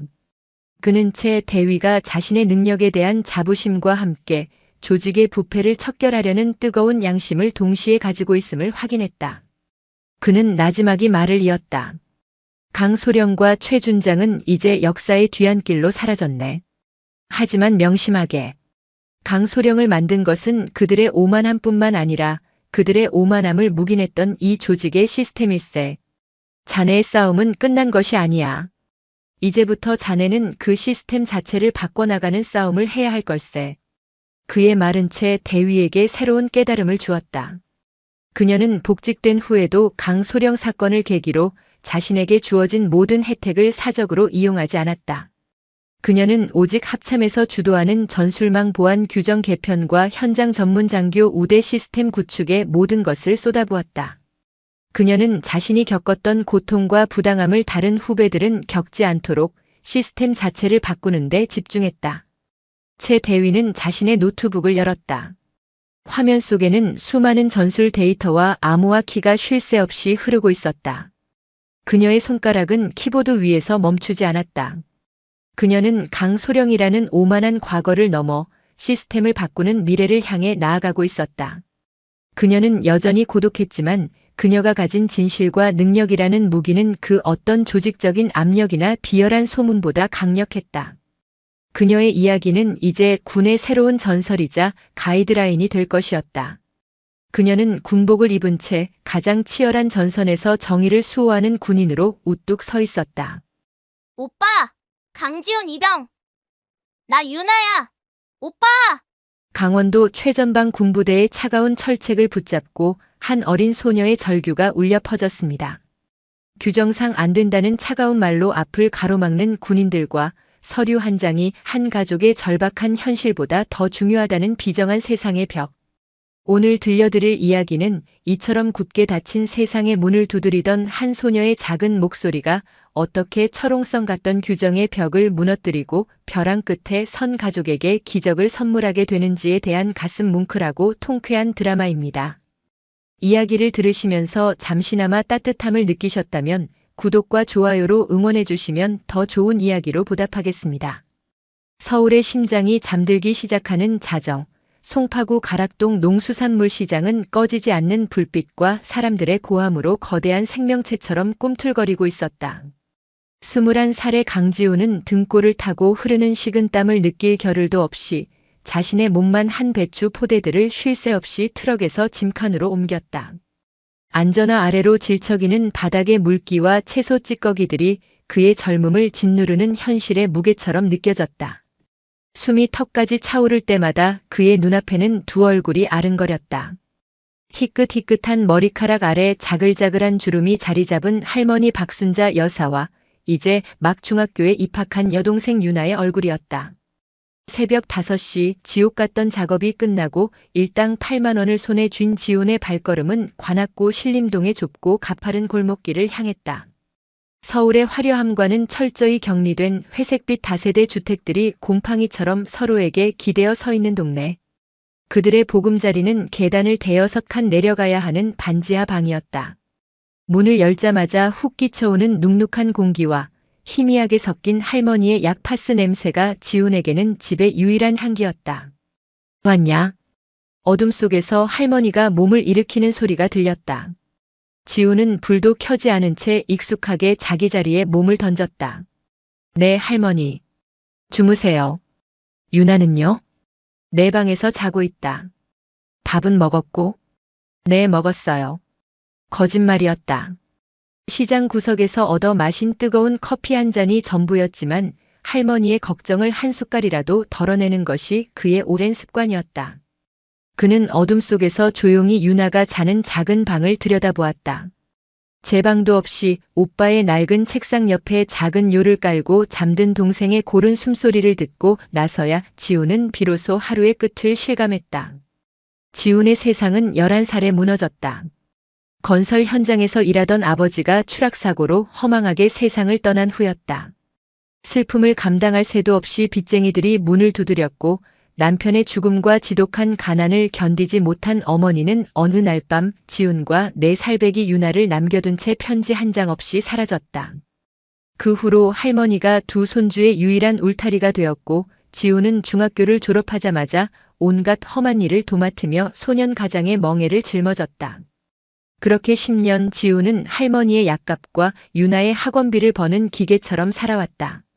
하지만 대한민국은 그에게 또 다른 의무를 요구했다. 20살이 되던 해부터 날아오기 시작한 병무청의 편지들은 그에게 피할 수 없는 족쇄였다. 그리고 마침내 그의 21번째 생일이 지난 가을, 우편함에 꽂힌 두툼한 봉투는 마지막 경고처럼 보였다. 입영 통지서라는 5글자가 그의 눈을 후벼 팠다. 이걸 어쩌면 좋으냐? 할머니는 너덜너덜해진 가족 관계 증명서를 손에 쥔 채 한숨만 내쉬었다. 그 종이 위에는 10년 전 집을 나간 어머니의 이름이 모라는 이름으로 선명하게 박혀 있었다. 지우는 마지막 희망을 걸고 서울지방병무청을 찾았다. 영등포구에 위치한 거대한 관공서 건물은 그를 더욱 위축시켰다. 번호표를 뽑고 한참을 기다린 끝에 마주 앉은 중년의 공무원은 지훈이 내민 서류들을 기계적으로 훑어볼 뿐이었다. 강지훈 씨. 안타깝지만 생계유지 곤란 사유 병역 감면은 어렵습니다. 공무원의 목소리에는 어떤 감정도 실려 있지 않았다. 저희 사정은 이미 서류로 다 제출했는데요. 할머니는 연세가 많으시고 동생은 아직 중학생입니다. 제가 없으면 당장 수입이 끊깁니다. 어머니는 10년째 연락도 없고요. 알고 있습니다. 하지만 법적으로는 어머님이 생존해 계시고 가족관계 증명서상 부양의무자로 등재되어 있습니다. 규정상 부양의무자가 존재하는 경우에는 감면 대상에 해당하지 않습니다. 규정이요? 그 서류 한 장이 지금 저희 가족이 처한 현실보다 더 중요합니까? 실종 신고라도 해야 합니까? 지훈의 목소리가 조금 높아졌다. 공무원은 잠시 안경을 고쳐 쓰더니 매뉴얼을 읊듯 대답했다. 어머님께서 자의로 가출하신 경우 실종 신고 대상이 되기 어렵고 설령 신고가 접수된다 하더라도 법적 가족 관계가 변하는 것은 아닙니다. 어머님과 연락이 닿아서 부양불가 확인서나 소득 증명 자료를 받아오시면 재심사를 고려해 볼 수는 있습니다만. 말은 더 이상 들리지 않았다. 10년간 그림자조차 보지 못한 어머니를 찾아내라는 말은 그냥 군대에 가라는 말과 다르지 않았다. 지우는 힘없이 자리에서 일어났다. 거대한 유리문 밖으로 보이는 서울의 풍경이 감옥의 창살처럼 느껴졌다. 그는 결국 현실이라는 벽 앞에서 또다시 무너져야 했다. 입대를 한 달 앞둔 어느 저녁, 세 식구는 마지막이 될지도 모르는 저녁 식사를 함께하고 있었다. 할머니는 얼마 남지 않은 돈을 털어 지훈이 좋아하는 돼지고기 김치찌개를 끓였다. 유나는 오빠가 떠난다는 생각에 밥알만 깨작거릴 뿐 말이 없었다. 유나야, 오빠 없어도 할머니 말씀 잘 듣고 학교 빠지면 안 돼. 응? 오빠가 편지 매일 할게. 무슨 일 있으면 꼭 편지로 다 얘기하고. 돈 아껴 쓰고. 지우는 애써 태어난 척했지만 목소리가 미세하게 떨려왔다. 자신이 없는 동안 두 사람이 겪어야 할 고통을 상상하니 심장이 조여오는 듯 했다. 그날 밤 유나는 오빠의 이불 속으로 파고들어 한참을 소리 없이 울었다. 지우는 동생의 작은 등을 토닥이며 함께 눈물을 삼켰다. 오빠 무서워. 괜찮아. 오빠 금방 휴가 나올게. 그때까지 우리 유나 씩씩하게 잘 지내야 해. 지우는 서랍 깊숙이 넣어두었던 낡은 MP3 플레이어를 유나의 손에 쥐어주었다. 몇 년 전 아르바이트 월급을 처음 받아 유나에게 사준 그들의 몇 안 되는 추억이 담긴 물건이었다. 이거 듣고 있어. 오빠가 유나 좋아하는 노래 많이 담아놨어. 차가운 겨울바람이 창문을 흔들던 11월의 아침, 지우는 의정부 306보 충대대 앞으로 향하는 버스에 몸을 실었다. 멀어지는 할머니와 유나의 모습을 차창 밖으로 보며 그는 입술을 깨물었다. 내가 저들을 지켜야 하는데 왜 국가는 나를 저들에게서 떼어놓으려 하는가? 대답 없는 질문만이 그의 가슴을 맴돌았다. 수많은 장정들과 그 가족들이 흘리는 눈물 속에서 지우는 그렇게 세상과 잠시 격리되었다. 의정부에서의 짧은 대기 기간이 끝나고 지훈이 자대 배치를 받은 곳은 대한민국 최동북단 강원도 고성이었다. 그가 속하게 된 부대는 율곡부대라는 별칭으로 더 유명한 육군 제22보병 사단이었다. 서울 촌놈인 그에게 동해의 거친 파도 소리와 살을 애는 듯한 겨울바람, 그리고 눈앞에 펼쳐진 철책선은 완전히 다른 세상이었다. 신병교육대에서의 5주 훈련은 육체적, 정신적 한계에 부딪히는 시간의 연속이었다. 완전 군장으로 산을 오를 때마다 폐가 터질 것 같았고 각계 전투 훈련으로 온몸은 멍투성이었다. 하지만 그를 더 힘들게 한 것은 육체의 고통이 아니었다. 매일 밤 점호가 끝나고 생활관에 누우면 신림동 반지하 방에 남겨진 할머니와 유나 생각에 잠을 이룰 수가 없었다. 동기들은 대부분 대학을 휴학하고 온 평범한 청년들이었다. 그들은 여자친구 이야기, 복학 후의 계획, 저녁하면 뭘 할지에 대한 희망 섞인 대화로 고된 하루를 마무리했다. 지우는 그 대화에 끼어들 수 없었다. 그의 머릿속에는 오직 가족의 생계라는 단 하나의 현실만이 존재했다. 그는 매일 밤 관물대 구석에서 손전등 불빛에 의지의 편지를 썼다. 사랑하는 할머니 유나에게. 오빠는 잘 지내. 여기는 공기도 좋고 밥도 아주 맛있어. 동기들도 다 착하고 간부님들도 잘해주셔. 그러니 아무 걱정 말고 할머니는 약 잘 챙겨 드시고 유나는 공부 열심히 해야 해. 오빠는 여기서 늠름한 군인이 되어서 돌아갈게. 보고 싶다. 편지의 내용은 언제나 밝고 씩씩했다. 차마 이곳의 고됨과 자신의 불안감을 드러낼 수는 없었다. 그 편지들이 가족에게 힘이 되기를 바라면서도 한편으로는 자신의 무력함을 감추기 위한 처절한 자기기만이라는 것을 스스로 알고 있었다. 자대인 22사단 예하 보병대대로 전입한 후 그의 군 생활은 더욱 팍팍해졌다. 그가 배치된 곳은 해안 경계 임무를 맡은 소초였다. 밤낮 없이 이어지는 경계 근무와 혹독한 훈련, 그리고 엄격한 군기는 21살 청년의 어깨를 짓눌렀다. 동해에서 불어오는 칼바람은 뼛속까지 파고들었고 파도 소리는 밤마다 가족에 대한 그리움을 더욱 증폭시켰다. 다행히 그에게도 작은 위안은 있었다. 분대장인 김상병은 말수가 적고 늘 걱정에 차 있는 지훈을 유심히 지켜보다가 어느 날 조용히 다가와 따뜻한 커피 한 잔을 건넸다. 강이병, 무슨 힘든 일 있냐? 표정이 늘 안 좋아.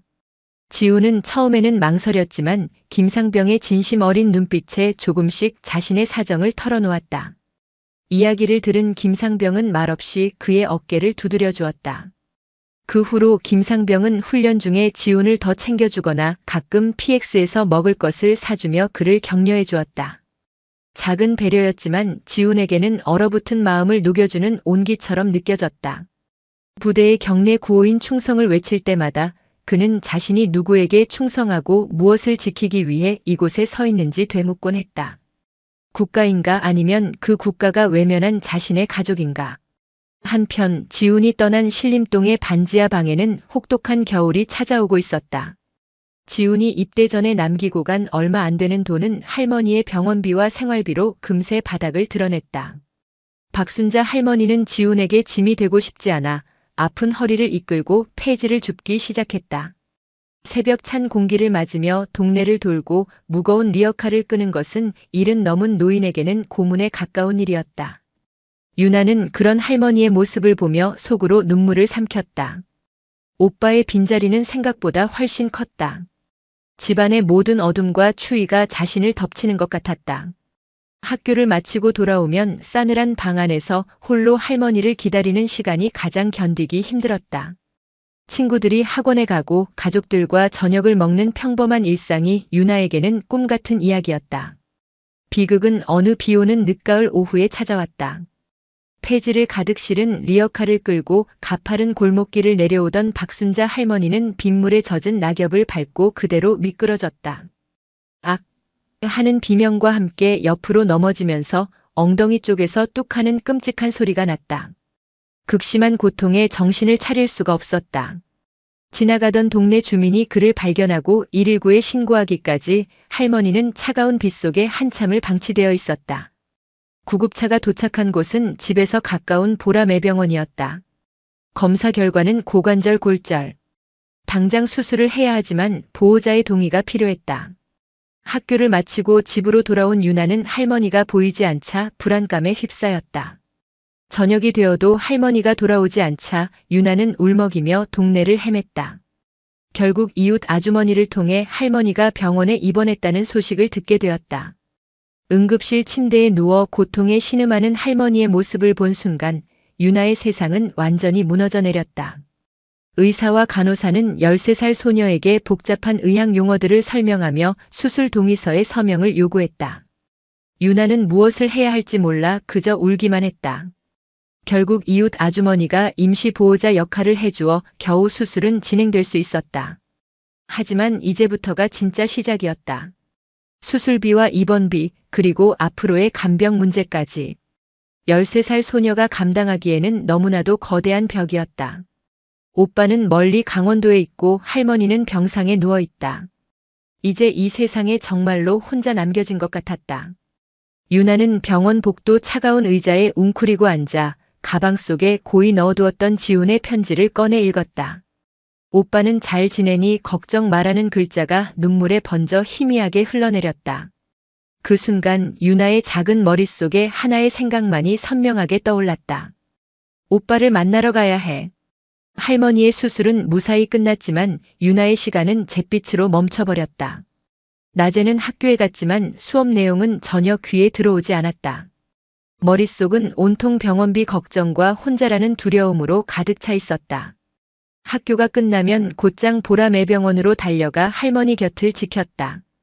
박순자 할머니는 마취에서 깨어난 후 유나를 보자마 눈물부터 흘렸다. 유나야, 이 늙은이가 괜히 너까지 고생시키는구나. 지훈이한테는 아직 말하지 말아라. 군 생활하는데 신경 쓰면 안 된다.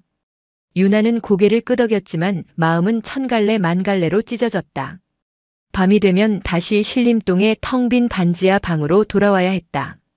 불 꺼진 집, 냉기만 감도는 공기, 창문 틈으로 스며드는 바람소리가 13살 소녀에게는 세상의 모든 공포를 응축해 놓은 것 같았다. 라면으로 끼니를 때우고 오빠의 채취가 남은 이불을 뒤집어 쓴 채 뜬 눈으로 밤을 새우기 일쑤였다. 지훈이가 남기고 간 돈은 할머니의 수술비와 초기 입원비로 이미 바닥을 드러내고 있었다. 병원 원무과에서는 연일 진료비 중간 정산을 독촉했다. 유나는 어찌할 바를 몰랐다. 친척이라고는 몇 년 전 연락이 끊긴 먼 친척뿐 도움을 청할 곳이 없었다. 일주일이 지났을까? 지쳐 잠든 유나의 꿈에 오빠가 나타났다. 군복을 입은 지훈은 아무 말 없이 유나의 머리를 쓰다듬어 주었다. 꿈에서 깨어난 유나는 새벽녘의 푸르스름한 어둠 속에서 결심을 굳혔다. 더 이상 이렇게 앉아서 무너질 수는 없었다. 오빠를 만나야 했다. 오빠라면 이 모든 문제를 해결해줄 유일한 사람이라고 믿었다. 유나는 책상 서랍을 뒤져 오빠가 보낸 편지 봉투들을 모두 꺼냈다.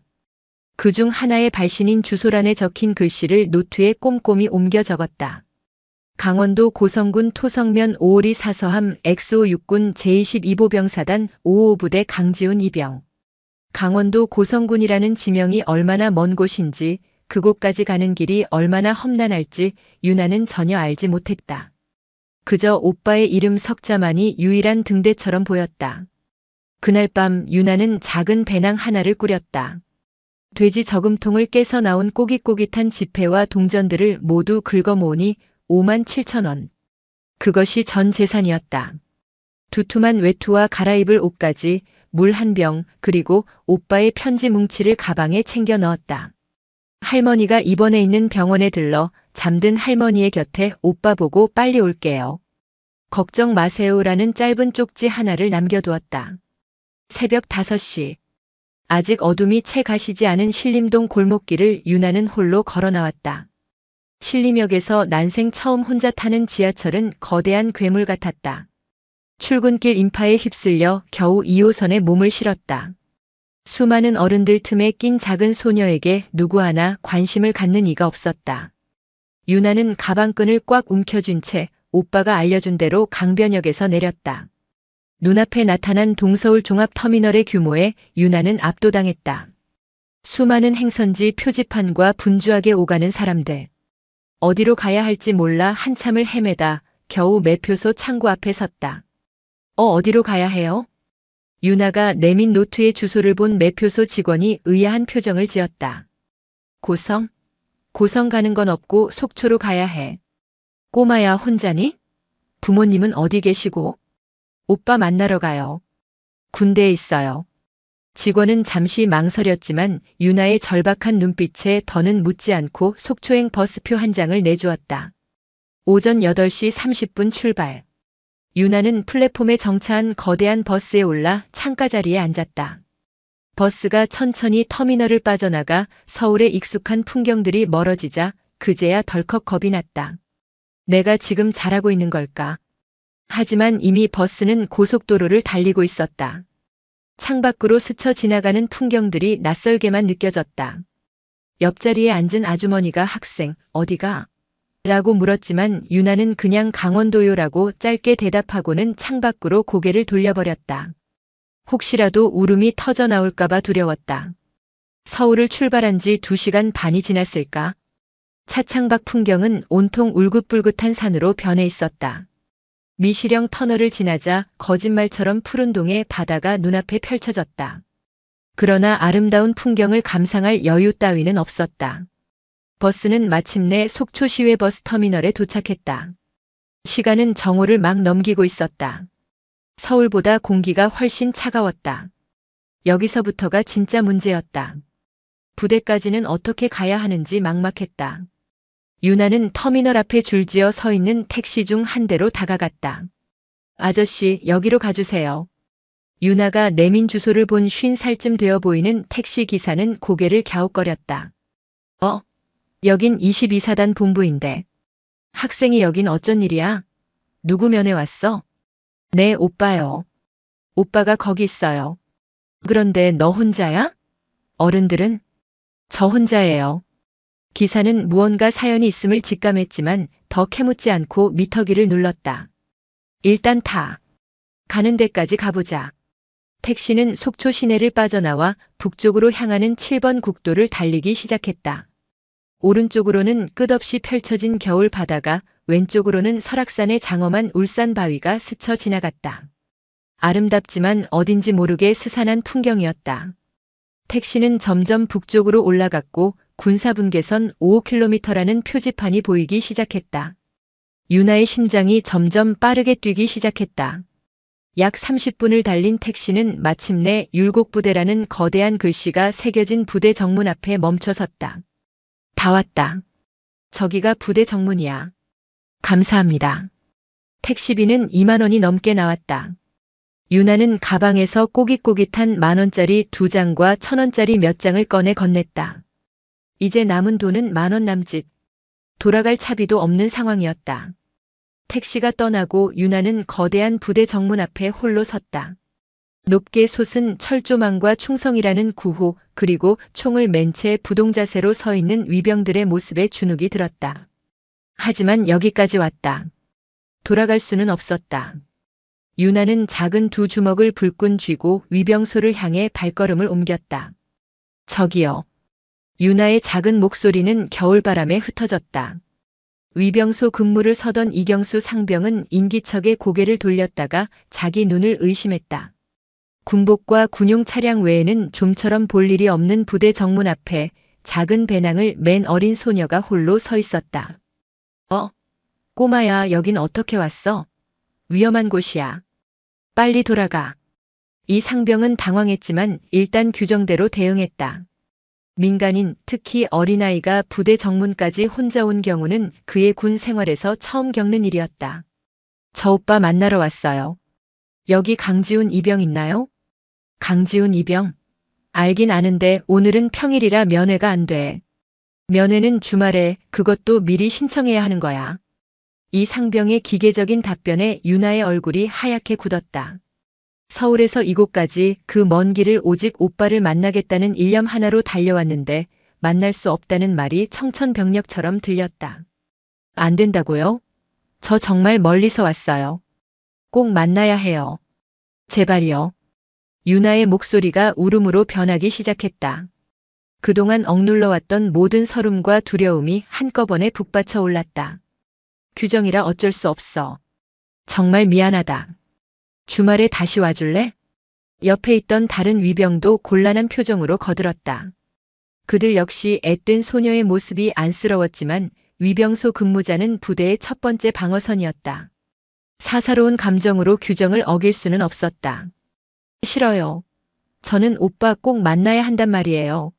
할머니가 다쳐서 병원에 계세요. 집에 아무도 없어요. 저 혼자란 말이에요. 유나의 울음은 절규로 바뀌었다. 소녀는 차가운 철제 정문으로 달려가 쇠창살을 붙잡고 흔들기 시작했다. 오빠. 강지훈 이병. 나 유나야. 오빠. 목이 터져라 외치는 소녀의 울음소리가 삭막한 부대 주변으로 퍼져나갔다. 위병들은 어쩔 줄 몰라 안절부절 못했다. 아이를 강제로 떼어낼 수도 그렇다고 들여보내줄 수도 없는 진퇴양난의 상황이었다. 상황을 보고받은 당직사관이 달려왔지만 그 역시 규정상 안 된다는 말만 되풀이할 뿐이었다. 유나는 그 자리에 주저앉아 엉엉 울기 시작했다. 세상이 무너진 듯한 아이의 통곡 소리는 듣는 이의 마음을 아프게 후벼 팠다. 바로 그때였다. GOP 전방 진지 순시를 마치고 부대로 복귀하던 검은색 지휘관 차량 행렬이 정문으로 접근하고 있었다. 선두 차량에는 노란색 바탕에 별 2개가 선명한 부대 지휘관 표지판, 즉 사단장 차량임을 알리는 성판이 붙어 있었다. 차량 뒷좌석에 앉아있던 인물은 바로 제22보병 사단장 이성진 소장이었다. 30년 넘게 군에 몸담아온 그는 참군인으로 정평이 나 있었다. 훈련 때는 그 누구보다 엄격했지만 부하들을 대할 때는 아버지 같은 온화함을 보여 장병들의 신망이 두터운 지휘관이었다. 정문 앞에서 벌어지고 있는 소란을 발견한 그의 미간이 순간 좁혀졌다. 보통의 지휘관이라면 그냥 지나쳤을지도 모를 상황. 하지만 그는 운전병에게 명령했다. 차 세워. 사단장의 지휘 차량이 위병소 앞에 멈춰 서자 위병들과 당직사관의 얼굴이 사색이 되었다. 그들이 허둥지둥 달려와 경례를 붙이는 사이 이성진 소장은 차에서 내려 소란의 근원지인 작은 소녀에게로 향했다. 그의 등장에 모두가 얼어붙었고 유나의 울음소리만이 정적을 갈랐다. 이성진 소장은 자신의 계급장을 보고 겁을 먹은 주변의 부하들은 아랑곳하지 않고 울고 있는 유나 앞에 조용히 다가가 무릎을 꿇었다. 180cm가 넘는 거구의 장군이 흙바닥에 한쪽 무릎을 꿇고 어린 소녀와 눈높이를 맞추는 모습은 지켜보는 모두에게 충격적인 광경이었다. 꼬마야. 사단장의 목소리는 낮고 부드러웠다. 갑자기 나타난 어깨에 반짝이는 별을 단 군인의 모습에 유나는 순간 울음을 멈추고 그를 올려다보았다. 무슨 일이니? 왜 여기서 이렇게 울고 있어? 그의 따뜻한 눈빛과 온화한 말투에 경계심이 조금 풀린 유나는 더듬거리며 입을 열었다. 저는 오빠 보러 왔어요. 오빠가 이 부대에 있구나. 이름이 뭐지? 강지훈 이병이요. 그래. 지훈이.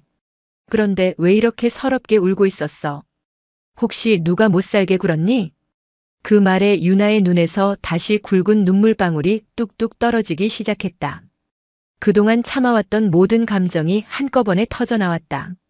면회가 안 된대요. 평일이라서. 저는 서울에서 여기까지 혼자 왔는데.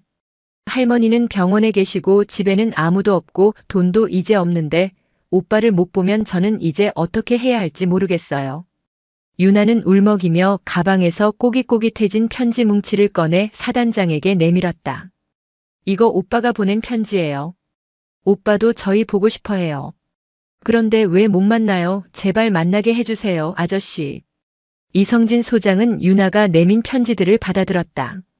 어린 동생을 안심시키려는 씩씩한 문체 뒤에 숨겨진 가족에 대한 애틋한 그리움과 걱정이 행간마다 묻어났다.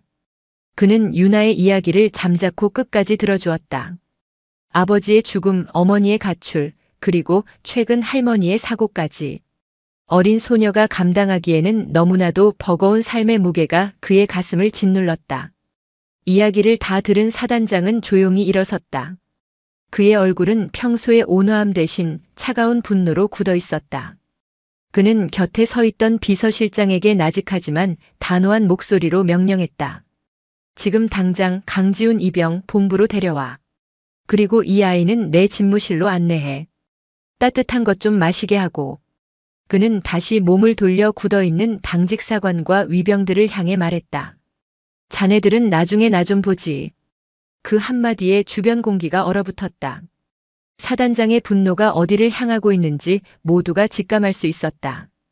그것은 단순히 규정을 따른 부하들을 향한 것이 아니라 한 가족을 벼랑 끝으로 내몬 비정한 규정 그 자체와 그 뒤에 숨어 현실을 외면한 시스템 전체를 향한 분노였다. 사단장 집무실은 유나가 평생 보아온 어떤 방보다도 넓고 위험 있었다. 한쪽 벽면에는 거대한 태극기와 부대기가 나란히 서 있었고 다른 쪽 벽에는 역대 사단장들의 사진이 걸려 있었다. 비서실장이 가져다준 따뜻한 코코아를 홀짝이며 소파에 앉아있는 동안에도 유나의 심장은 계속 쿵쾅거렸다. 잠시 후 집무실 문이 열리고 꿈에 그리던 오빠 강지훈이 들어왔다. 유나야.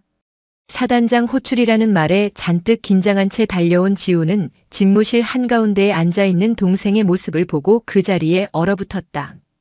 그의 얼굴은 순식간에 놀라움과 반가움, 그리고 불안감으로 뒤섞였다. 오빠. 유나는 소파에서 뛰어내려 지훈의 품에 와락 안겼다. 두 남매는 부둥켜 안고 한참을 울었다. 지훈은 동생의 등이 가냘프게 떨리는 것을 느끼며 가슴이 미어지는 것 같았다. 너 어떻게 여기까지 혼자 왔어? 할머니는?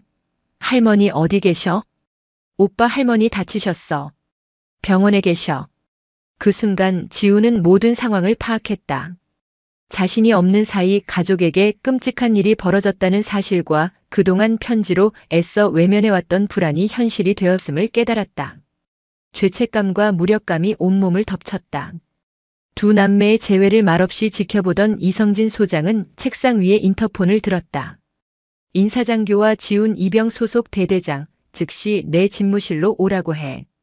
곧이어 잔뜩 군기가 든 중년의 중령과 젊은 대위가 집무실로 들어와 칼 같은 각도로 경례를 붙였다. 충성.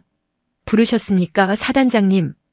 이성진 소장은 그들의 경례를 받는 둥 마는 둥 하며 책상 위에 놓인 강지훈 이병의 인사기록 카드를 가리켰다. 강지훈 이병. 생계유지 곤란 사유 병역 감면 신청, 수차례 기각. 상근 예비역 전환 신청 기각. 사유는 동일. 모친 생존으로 인한 부양 의무자 존재. 내가 제대로 읽은 건가? 네, 그렇습니다, 사단장님. 인사장교가 딱딱한 목소리로 대답했다. 그럼 이 서류도 받겠지. 사단장은 지훈이 제출했던 가정환경 진술서를 손가락으로 툭툭 쳤다. 부친 사망, 모친은 10년 전 가출 후 행방불명. 실질적인 가장 역할. 80세 노모와 13세 여동생 부양. 이 내용도 확인했나? 확인했습니다. 확인했는데 기각했다? 서류상에 어머니 이름이 살아있다는 이유만으로. 사단장의 목소리가 낮게 가라앉았다. 집무실의 온도가 몇 도는 내려간 듯 했다. 대대장이 황급히 나섰다. 사단장님, 규정상 병무청의 판단을 저희가 뒤집기는 어려웠습니다. 행정적으로. 규정? 행정? 사단장은 자리에서 벌떡 일어났다. 그의 눈빛은 서슬퍼런 칼날 같았다. 대대장, 우리가 입고 있는 이 군복이 뭐라고 생각하나? 국가와 국민의 생명과 재산을 보호하는 게 우리의 사명 아니었나? 그런데 지금 우리 눈앞에 있는 이 아이는 국민이 아닌가? 병상에 누워 계신 저 병사의 할머니는 우리가 지켜야 할 국민이 아니냔 말이다. 서류 쪼가리 뒤에 숨어서 정작 보호해야 할 국민이 벼랑 끝에 내몰리는 걸 외면하는 게 자네들이 말하는 규정이고 행정인가? 사자후 같은 호통에 대대장과 인사장교는 고개를 숙인 채 아무 말도 하지 못했다. 인사장교. 네, 사단장님. 자네는 실무자로서 이 병사의 딱한 사정을 대대장에게 보고할 때 규정상 어렵다고 보고했나, 아니면 규정에도 불구하고 우리가 도울 방법을 찾아봐야 한다고 보고했나? 인사장교의 얼굴이 하얗게 질렸다. 그는 차마 입을 떼지 못했다. 이성진 소장은 두 사람에게서 시선을 거두고 다시 남매를 바라보았다. 그의 목소리는 언제 그랬냐는 듯 다시 부드러워졌다.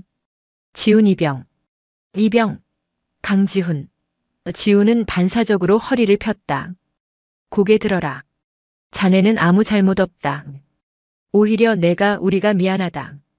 진작에 너희 가족의 아픔을 헤아리지 못해서.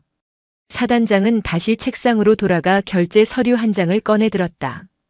그리고는 망설임 없이 자신의 만년필을 뽑아 무언가를 적고 서명했다. 대대장은 들어라. 네.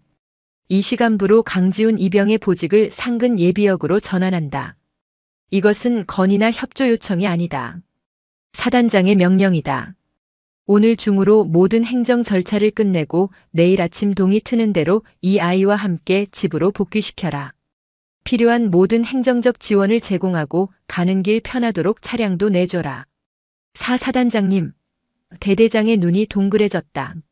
사단장의 직권으로 현역병을 상근으로 전환하는 것은 절차상 매우 이례적인 일이었다. 이해 있나? 아닙니다. 즉시 조치하겠습니다. 사단장은 지갑에서 현금 몇 장을 꺼내 비서실장에게 건넸다. 이걸로 아이와 함께 버스 타고 갈 때 요깃거리라도 사 먹이라고 전해줘.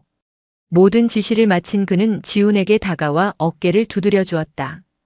이제 군복 입은 군인이 아니라 한 가정의 가장으로서 가족을 지켜라. 그것 또한 이 나라를 지키는 훌륭한 복무다. 알겠나? 사단장님 감사합니다. 정말 감사합니다. 지훈은 뜨거운 눈물을 흘리며 고개만 숙일 뿐 다른 말을 잇지 못했다. 한 사람의 용기 있는 결단이 벼랑 끝에 서 있던 한 가족의 운명을 통째로 바꾸는 순간이었다. 다음 날 새벽 동해 위로 붉은 해가 떠오를 무렵 강지훈 이병은 전투복이 아닌 사복 차림으로 동생 유나의 손을 잡고 부대 정문을 나섰다.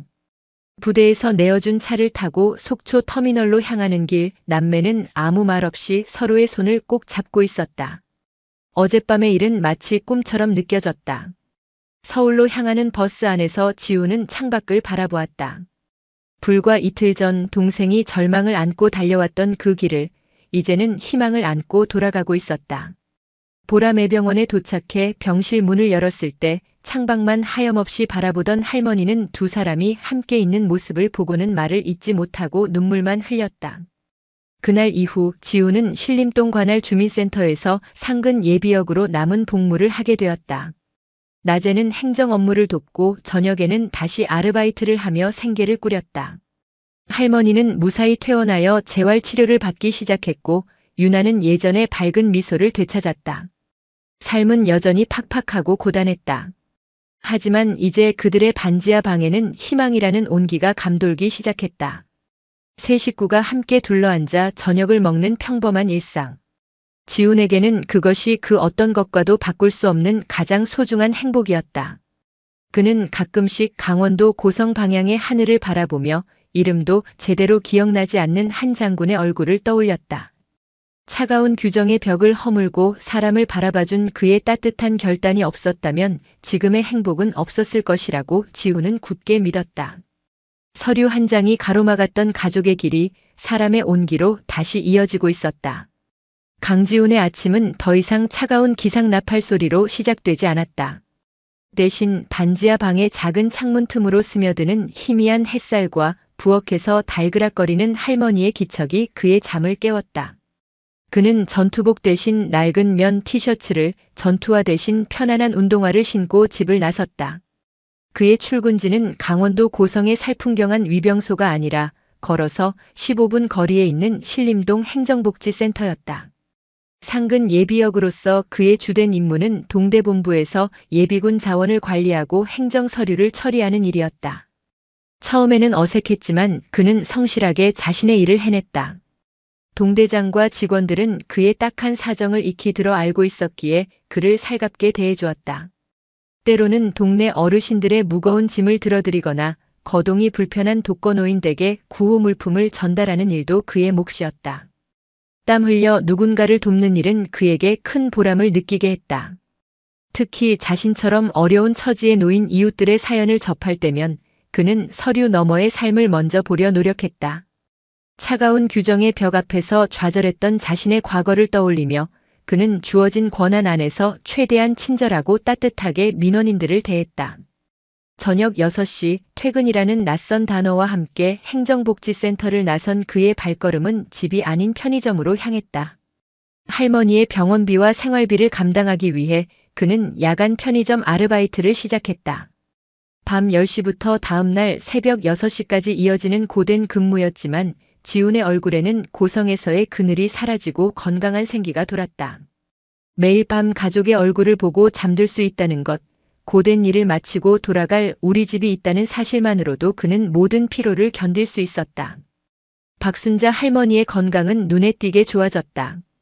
꾸준한 재활 치료 덕분에 이제는 지팡이의 의지에 짧은 거리 정도는 걸을 수 있게 되었다. 할머니의 가장 큰 기쁨은 매일 저녁 두 손주를 위해 저녁밥을 짓는 것이었다. 지훈이 아르바이트를 가기 전 세 식구가 작은 밥상에 둘러앉아 김이 모락모락 나는 찌개를 나눠 먹는 시간은 그들에게 가장 소중한 의식이었다. 지훈아, 힘들지 않냐? 낮에는 근무하고 밤에는 일하고 내 얼굴이 반쪽이 됐다. 아니에요, 할머니. 하나도 안 힘들어요. 이렇게 할머니랑 유나랑 같이 밥 먹으니까 힘이 막 나요. 이게 진짜 사는 거죠. 그 말에 할머니는 주름진 눈가에 맺힌 눈물을 황급히 훔쳤다. 유나는 오빠가 돌아온 후 예전의 밝고 명랑한 소녀로 돌아왔다. 끔찍했던 일주일간의 악몽은 마음속 깊은 곳에 상처로 남았지만 그 경험은 아이를 한 뼘 더 성장시켰다. 유나는 오빠의 고생을 덜어주고 싶다는 생각에 더 악착같이 공부에 매달렸다. 오빠가 선물해준 낡은 MP3는 유나의 보물 1호가 되었다. 오빠를 기다리며 홀로 지새우던 밤에 유일한 위로가 되어주었던 그 기계를 유나는 잠들기 전 항상 머리맡에 두었다. 한편 지훈과 유나가 떠난 강원도 고성의 22사단에서는 조용하지만 의미 있는 변화의 바람이 불고 있었다. 이성진 소장은 며칠 뒤 사단 예하 모든 부대의 지휘관들을 소집한 화상회의에서 이례적인 이야기를 꺼냈다. 얼마 전 우리 사단에 13살짜리 소녀가 혼자 찾아왔다. 모니터 너머의 연대장, 대대장들은 의아한 표정으로 사단장의 말에 귀를 기울였다. 이 소장은 담담하게 강지훈 이병과 강유나 양의 이야기를 처음부터 끝까지 설명했다. 서류 한 장 때문에 가족이 해체될 위기에 처했던 상황, 그리고 어린 소녀가 수백 킬로미터를 달려와 부대 정문 앞에서 울부짖기까지의 과정을 들으며 지휘관들의 표정은 점차 굳어졌다. 여러분에게 묻겠다. 국가 안보란 무엇인가? 철책선을 굳건히 지키고 적의 도발을 막아내는 것만이 국가 안보의 전부인가? 회의실에는 무거운 침묵이 흘렀다. 물론 그것이 우리 군의 제1의 임무임은 부정할 수 없다. 하지만 우리는 종종 잊고 산다. 우리가 지키는 국가란 결국 국민의 다른 이름이라는 것을. 그리고 그 국민 안에는 지금 이 순간에도 격오지에서 고생하는 우리 장병들의 가족들도 포함되어 있다는 사실을 말이다. 이 소장은 회의실을 둘러보며 말을 이었다. 강지훈 이병의 사례는 비단 우리 사단만의 문제가 아닐 것이다. 어쩌면 대한민국 군 전체가 끌어안고 있는 구조적인 모순일지도 모른다. 규정과 행정 편이라는 이름 아래 정작 우리가 살펴야 할 장병들의 삶과 그 가족의 눈물을 외면하고 있지는 않은지 우리 모두가 자문해 봐야 한다. 지휘관 여러분, 앞으로는 여러분 부대의 모든 관심 병사 서류를 직접 검토하라. 서류 뒤에 숨은 진짜 이야기를 보려고 노력하라. 그들의 고통에 귀 기울이는 것이 신형 무기를 도입하는 것 못지않게 우리 군의 전투력을 강하게 만드는 길임을 명심해 주기 바란다. 그의 연설은 지시나 명령이 아니었지만 그 어떤 명령보다도 무겁게 지휘관들의 가슴에 내려앉았다. 그날 이후 22사단에서는 복무 부적응 및 고충을 겪는 장병들의 가정환경을 전수조사하고 지자체와 연계하여 실질적인 도움을 주는 새로운 지원 시스템이 시범적으로 운영되기 시작했다. 한 소녀의 눈물이 거대한 철옹성 같던 군 조직을 조금씩 변화시키고 있었다. 시간이 흘러 다시 봄이 찾아왔다. 지훈의 저녁도 어느덧 1년 앞으로 다가왔다. 그 사이 할머니는 지팡이 없이도 집안을 다닐 수 있을 만큼 기력을 회복하셨고 유나는 반에서 1등을 했다는 성적표를 자랑스럽게 오빠에게 내밀었다. 지훈은 편의점 아르바이트 월급을 받은 날 처음으로 가족을 위해 작은 사치를 부렸다.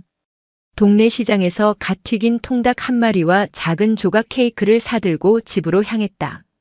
우와, 치킨이다. 유나는 환호성을 질렀고 할머니는 돈 아껴 써야지 뭘 이런 걸 다 사왔냐고 타박하면서도 입가에는 흐뭇한 미소가 가득했다. 세 식구는 반지하 방 작은 밥상에 둘러앉아 소박하지만 행복한 파티를 열었다.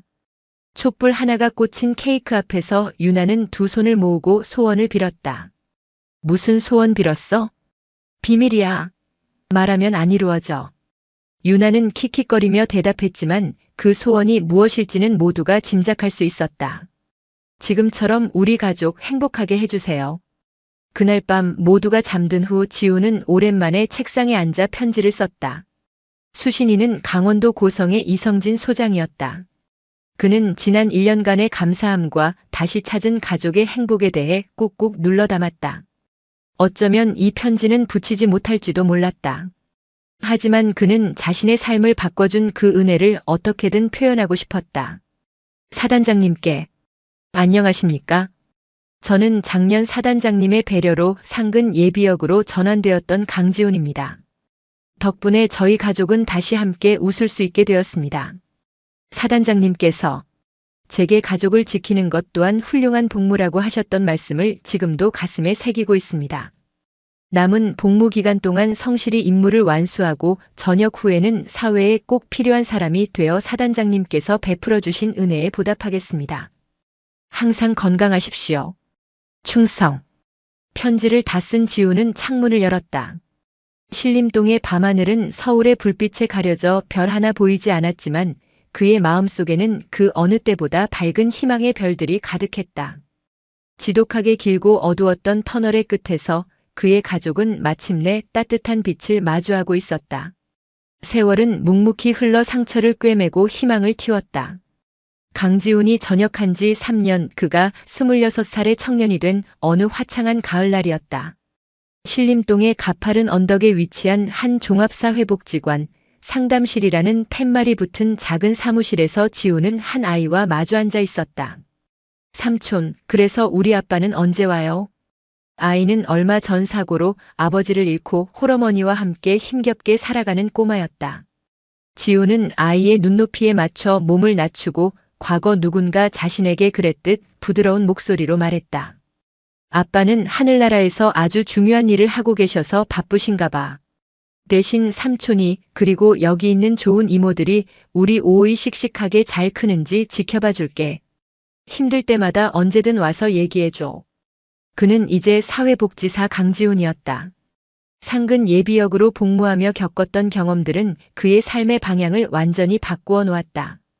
그는 자신이 받았던 도움을 사회에 되돌려주기로 결심했고 야간대학 사회복지학과에 진학해 주경야독으로 학업을 마쳤다. 그리고 마침내 어린 시절부터 살아온 동네 신림동의 복지관에 자리 잡았다. 그는 서류 뒤에 가려진 사람들의 진짜 아픔을 누구보다 잘 알았기에 절망에 빠진 이웃들에게 가장 먼저 손을 내밀어주는 든든한 버팀목이 되어주고 있었다. 그들의 보금자리도 더 이상 눅눅한 반지하가 아니었다. 지훈이 꾸준히 모은 돈과 정부의 청년주택 지원 대출을 받아 같은 동네지만 햇볕이 잘 드는 지상 2층의 작은 빌라로 이사할 수 있었다. 창문을 열면 상쾌한 바람이 들어오는 집에서 박순자 할머니는 화초를 가꾸는 소일거리를 하며 평온한 노년을 보내고 있었다. 고등학생이 된 유나는 오빠의 가장 큰 자랑거리였다. 끔찍한 시련을 이겨낸 소녀는 누구보다 강하고 현명하게 자랐고 법조인이 되어 억울한 사람들을 돕겠다는 큰 꿈을 키우며 학업에 매진하고 있었다. 그들의 삶은 평온한 궤도에 오른 듯했다. 지훈 역시 가슴속 깊이 묻어두었던 강원도 고성의 기억을 가끔씩 추억할 뿐이었다. 그러던 어느 날 한 통의 낯선 전화가 그의 일상에 작은 파문을 일으켰다. 강지훈 선생님 되십니까? 저는 국방일보 기자입니다. 지역사회에 헌신하는 모범 청년들을 취재하던 기자가 지훈의 특별한 사연을 듣고 연락해 온 것이었다. 지훈은 처음에는 망설였지만 자신의 이야기가 누군가에게 작은 희망이라도 될 수 있다면 좋겠다는 생각에 인터뷰에 응했다. 며칠 뒤 전직 육군 병사, 이제는 이웃의 상처를 보듬는 사회복지사로라는 제목의 작은 기사가 국방일보 지면과 온라인에 실렸다. 기사에는 그의 군 복무 시절 이야기와 한 지휘관의 배려가 그의 인생을 어떻게 바꾸었는지가 간략하게 언급되어 있었다. 그로부터 일주일 뒤 복지관으로 한 노신사가 찾아왔다. 잘 다려진 점퍼에 중절모를 쓴 기품 있는 모습이었다. 그는 안내 데스크에 강지훈 사회복지사를 만나러 왔다고 조용히 말했다. 상담실에서 마주 앉은 노신사의 얼굴을 본 순간 지훈은 숨을 멈췄다. 세월의 흔적이 더해졌지만 온화하면서도 위험 있는 그 눈빛을 잊을 리 없었다. 사단장님? 노신사는 바로 몇 년 전 전역한 예비역 육군 소장 이성진이었다. 그는 따뜻하게 웃으며 손을 내저었다. 이제는 사단장 아니야. 그냥 동네 할아버지지. 우연히 신문에서 강 선생 기사를 봤네. 혹시나 했는데 역시나 맞았군. 그는 전역 후 소일거리로 군 관련 소식들을 찾아보다가 우연히 지훈의 기사를 발견했다고 했다. 30년 군 생활 중 가장 보람 있었던 기억으로 남아있던 한 병사의 이름이 눈에 띄자 수소문에서 이곳까지 찾아온 것이었다. 이렇게 훌륭한 청년으로 자라주었구먼. 정말 고맙네. 지훈은 자리에서 일어나 노신사의 앞에 깊이 고개를 숙였다. 목이 메어 말이 나오지 않았다. 그는 사무실 서랍 깊숙한 곳에서 낡은 편지 한 통을 꺼내 이성진의 앞에 조심스럽게 내려놓았다. 그때 차마 붙이지 못했던 편지입니다. 이제야 직접 전해드릴 수 있게 되었습니다. 정말 감사했습니다. 장군님이 아니었다면 지금의 저와 제 가족은 없었을 겁니다. 이성진은 말없이 편지를 받아들었다. 그는 지훈의 어깨를 툭툭 치며 말했다. 내가 한 일은 그저 굳게 닫힌 문을 살짝 열어준 것뿐이야. 그 문을 스스로의 힘으로 활짝 열고 이 길까지 걸어온 것은 강 선생 자신일세. 자네야말로 정말 훌륭한 군인이었고 지금은 더 훌륭한 사회의 일원이야. 짧은 만남을 마치고 떠나는 이성진의 뒷모습을 보며 지훈은 뜨거운 눈물이 뺨을 타고 흐르는 것을 느꼈다. 잃어버렸던 시간의 한 조각이 마침내 제자리를 찾은 기분이었다. 그날 저녁 지훈은 평소보다 조금 이른 걸음으로 집으로 향했다. 빌라 계단을 오르자 창문 틈으로 맛있는 된장찌개 냄새와 유나의 웃음소리가 새어나왔다. 문을 열자 오빠 왔다. 하며 달려나온 유나와 어서 오너라 하며 따뜻하게 맞아주는 할머니의 얼굴이 보였다. 햇살이 가득 들어오는 거실에 둘러앉아 저녁을 먹으며 지훈은 오늘 만났던 특별한 손님에 대해 이야기했다. 할머니와 유나는 말없이 눈시울을 붉히며 그의 이야기에 귀를 기울였다. 차가운 서류 한 장이 아닌 사람의 마음이 사람을 살릴 수 있다는 것. 그리고 절망의 가장 깊은 곳에서도 한 줄기 빛과 같은 온정은 기적을 만들어낼 수 있다는 것을 그들은 삶으로 증명해내고 있었다. 창밖으로 서울의 야경이 하나둘 불을 밝혔다. 수많은 불빛 속에서 지훈의 가족이 사는 작은 집에 켜진 등불은 그 어느 때보다 따뜻하고 환하게 빛나고 있었다.